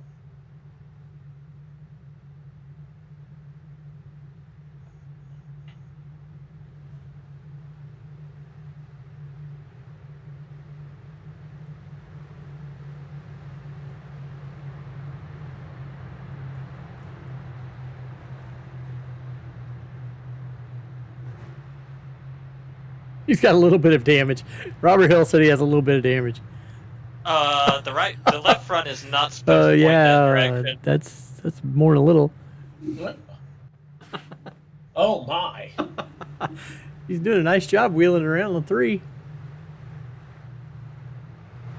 He's just trying to limp that baby back to the finish line. And so are we. Our second attempt at a green-white checker. You gonna stay out with that? Yeah, because we're going green. I'll come back and watch that later. I admire the effort. Tyler Fody, Ethan Burrell on the front row, Ethan Stanley as well. Much cleaner start.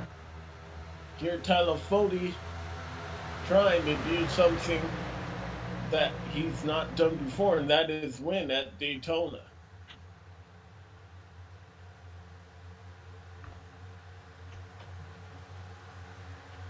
As a driver who's been working hard all night, this is what you hope for. Look at Jonathan Cutlip. He doesn't have enough help. He's got to get back in line.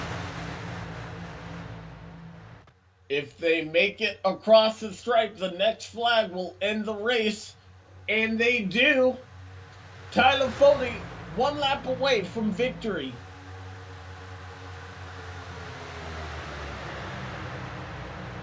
You gotta be looking back though. Those Ethans can't be happy with second and third. Gonna get an Ethan sandwich here, I think. Yeah. Tyler Fody did not have the championship for that he wanted last season. Couldn't happen today by sneaking his way in. Ethan Stanley to the inside. And here they come to the checkered flag, and Tyler Fody has won the Daytona 500. Wow. Chris Wright made it back to 4th. Nice effort. How about that? Did not have the championship for that he wanted, but Tyler Fody gets it done for Lake Norman Motorsports. Congratulations to that 40 car. I know a lot of people were talking about that wrap, but it would be on its way to Daytona Victory Lane where they could get a good eye on it if this was real, man. What a day for Tyler Fody. He gets it done, especially after last season. You have to feel gutted. I thought he was going to be a championship 4 favorite, got taken out in a wreck, and now he gets to celebrate on the biggest virtual stage and perhaps the biggest win of his career.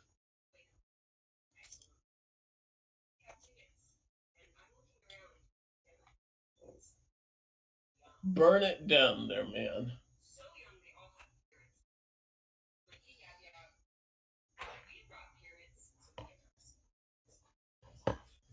We'll see. We had talked to our top 3 responders before quickly going off because we know it's a long night. It has been a long night, but here are the ending race results on your screen. Ethan Burrell in second place, and Ethan Stanley in third.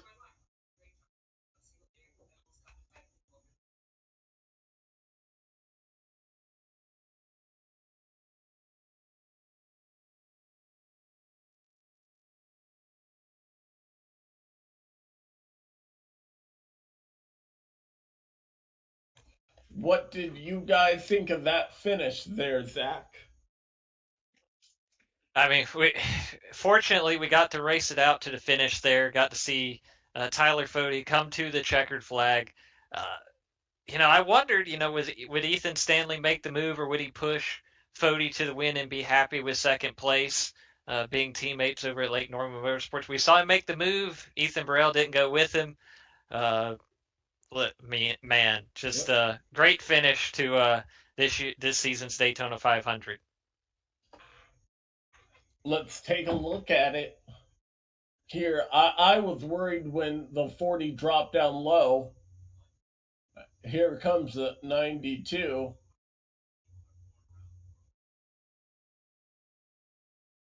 That was an expertly timed block.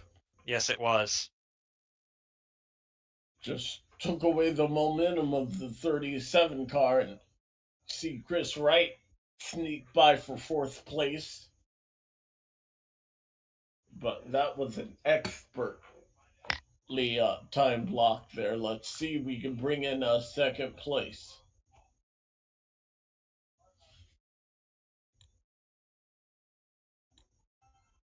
I see them in the waiting room. All right, we're going to start with third place there. Ethan Stanley, your teammate, gets it in victory lane. You look like you had the move, just wasn't enough. Walk us through getting it home in third place here tonight. Yeah, I tried making a move at the last minute there. Just the side draft really slows you down. So wasn't quite able to make the move. But I'm happy with the third. Really happy that Fode managed to get it. That was a lot of fun. Were you surprised at the number of cautions we had, especially towards the end? I've been running elite for a couple seasons now. I know how it is at super speedways, so I wasn't too surprised. All right, well, as a top finisher, want to give you the chance to shout out anyone and anything you'd like. Oh yeah, shout out to the sponsor on the car, Blue Egg Marketing, and shout out to our new sponsor as well, iWraps. Shout out to the team. They're a lot of fun to work with. Really good bunch. And yeah, I'm really enjoying my time over there at Lake Norman. All right, well, congratulations. First podium finish 2023 Season B. Hope to talk to you a lot more. Yeah, thank you. All right, is that my man Rush Hour? Yes, sir. How's it going? Pretty good there. You brought it home in second. It was an expertly timed block. What were you talking with Tyler Fode there in the waiting room about?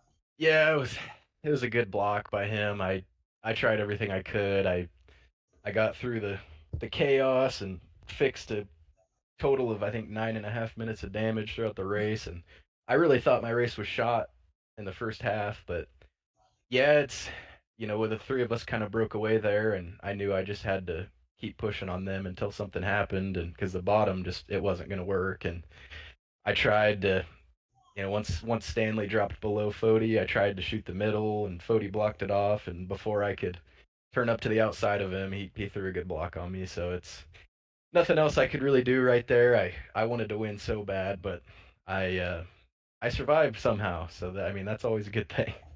Yeah, we were surprised. I think you may have won the time for fixing the most damage on pit road there.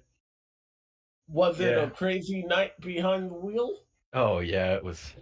Man, one big wreck was, I don't know, one guy, his car shut off or something, and he was going like 120. Oh yeah, the four. You were wondering about that, and you just completely into him. I had no idea anything was going on, and then Clark moved, and all of a sudden there was a car going really slow, and I thought for sure that ended my night. And then the very next restart, there was some crazy net code, and 1 second the 96 was fine in front of me, and the next second he was backwards, so I hit him too, and I just thought today was not my day, and I'm so glad I made it and got some good points. And like I said, I wanted to win really, really bad, but I'm happy with the result still. Are you are full time this season, right? Yep, that's right. Full time across the board. All right, awesome. We'll hope to talk to you a lot more. We'll give you the chance to shout out anyone and anything you'd like. Yeah, for sure. Shout out OEG. It's new colors on the car. It's my new job. Shout out all the Pro Edge Racing guys. Weeks. I feel really bad. When he got turned around there at the end, I was pushing Fody really hard, and it just shot Weeks around. And I know all the guys had a rough night, but we're done with Daytona for a while, so we survived. And shout out to you guys, of course, for putting on the broadcast, and shout out to Betty for watching. All right, well, my man Rush Hour getting the first the first runner up of the season here. Congratulations, man. Thanks, Alex. All right, guys.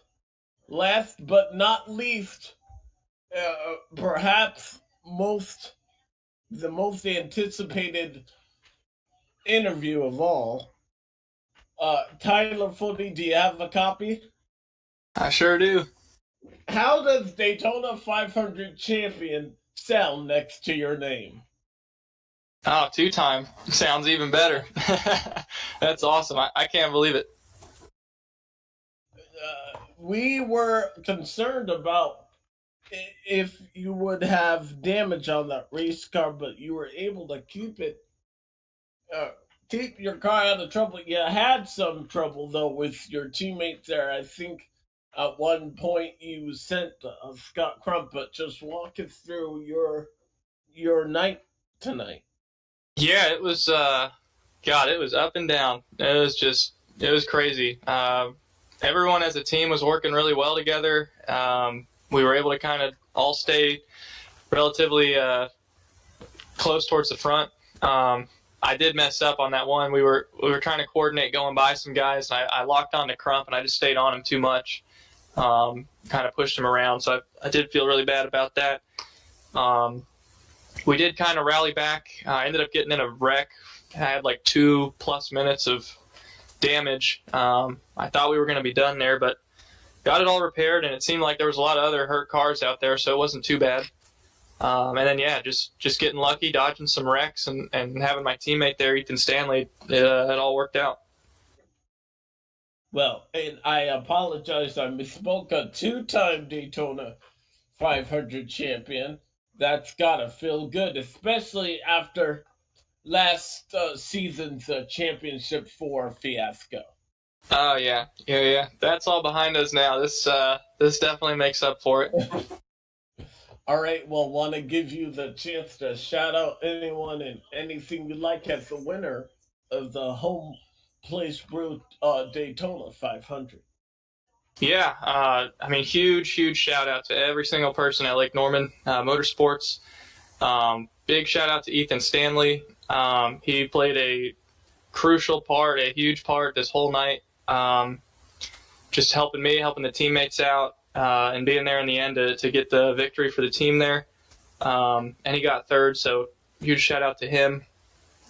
Scott Crump, Ryan Gavel, Josh Robin, Vincent Isabella, everybody at one point was up there leading laps and doing our thing. So can't thank all of them enough. I got to shout out IRAPS for coming on board the cars this season. And I also got to give a huge shout out to Blue Egg Marketing as well for staying with the team and being on a couple more of our cars. And a big shout out to you and Dave, everyone up here in the booth for hanging in with us for the last 3 hours. All righty, well, congratulations, man, and crack a cold one open for us after that. You deserve it. All right, thank you. All right there, Dave and Zach. I won't keep you guys because I myself have got to work, but we will be back on next week as we get the season underway, 2023 Season B. I don't know where we're running next week. Do you, Dave? Well, it'll be on at 8:30 Eastern Standard Time, though. So join us, and we will talk with you guys later. Congratulations to Tyler Foley, winner of the Daytona 500. And we will see you guys next week right here on the Elite Racing Network. Auto Club.